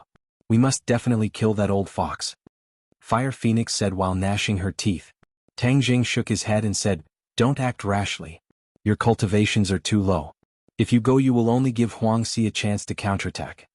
Lin Hu and Fire Phoenix looked at each other and lowered their heads in shame. Seeing this, Tang Zheng knew that he had hit their weak spot. These two could be considered experts to normal people but to true experts they were too weak. "When we return I will give you two a set of martial arts. You two can figure it out yourselves. It should be able to increase your cultivation." Tang Zheng prepared to give the martial arts that he had given to Feng Yong to the two. The two raised their heads in surprise and looked at Tang Zheng eagerly and gratefully said, "Thank you, young Master Tang." Huang Xiang became more and more courageous as he fought. Even after taking a few kicks he did not shrink back as if he did not know pain. This was a true puppet. It did not feel pain nor did it have any emotions. It only followed its master's orders unconditionally. Huang Si, on the other hand, became weaker and weaker as his injuries flared up. He had already taken a few hits from Huang Xiang and he gradually discovered something strange. Huang Xiang's eyes were lifeless as if he did not remember him. Moreover, every move was a killing move. "Xiang, quickly wake up. What happened to you?" Huang Si roared but Huang Xiang turned a deaf ear to him. Huang Si suddenly turned his head and saw Tang Zheng and the others and roared, "Lin Hu, Fire Phoenix, you two also came. Do you think that with Tang Zheng you can defeat me?" Lin Hu coldly smiled and said, "Huang Si, if we don't defeat you will you not deal with us?" In the ordinary balance, everything had to be done according to your wishes. I, your father, have had enough of this kind of life. Fire Phoenix angrily said, "Huang Si, that year you killed my husband. Today I will kill you. Is that not the right thing to do?" Fire Phoenix, that year I should have listened to Hoodlum's advice and killed you. I did not think that I would have nurtured a tiger. Huang Si said regretfully, "Heng, today you will not be able to kill me. I will kill you." While Huang Si was distracted, Huang Xiang's attack arrived. One claw clawed at Huang Si's back, tearing out a piece of flesh. The other palm struck Huang Si's chest, causing him to fly out like a cloud. You're tuning in to the Han Lee's Wuxia Chronicles YouTube channel. We're so grateful for your support, and don't forget to subscribe to join us on this incredible journey through captivating stories. Your generosity through donations truly makes a world of difference, as it's the primary source of revenue that allows me to expand and enhance this channel for you. Thank you from the bottom of my heart for being a part of this adventure.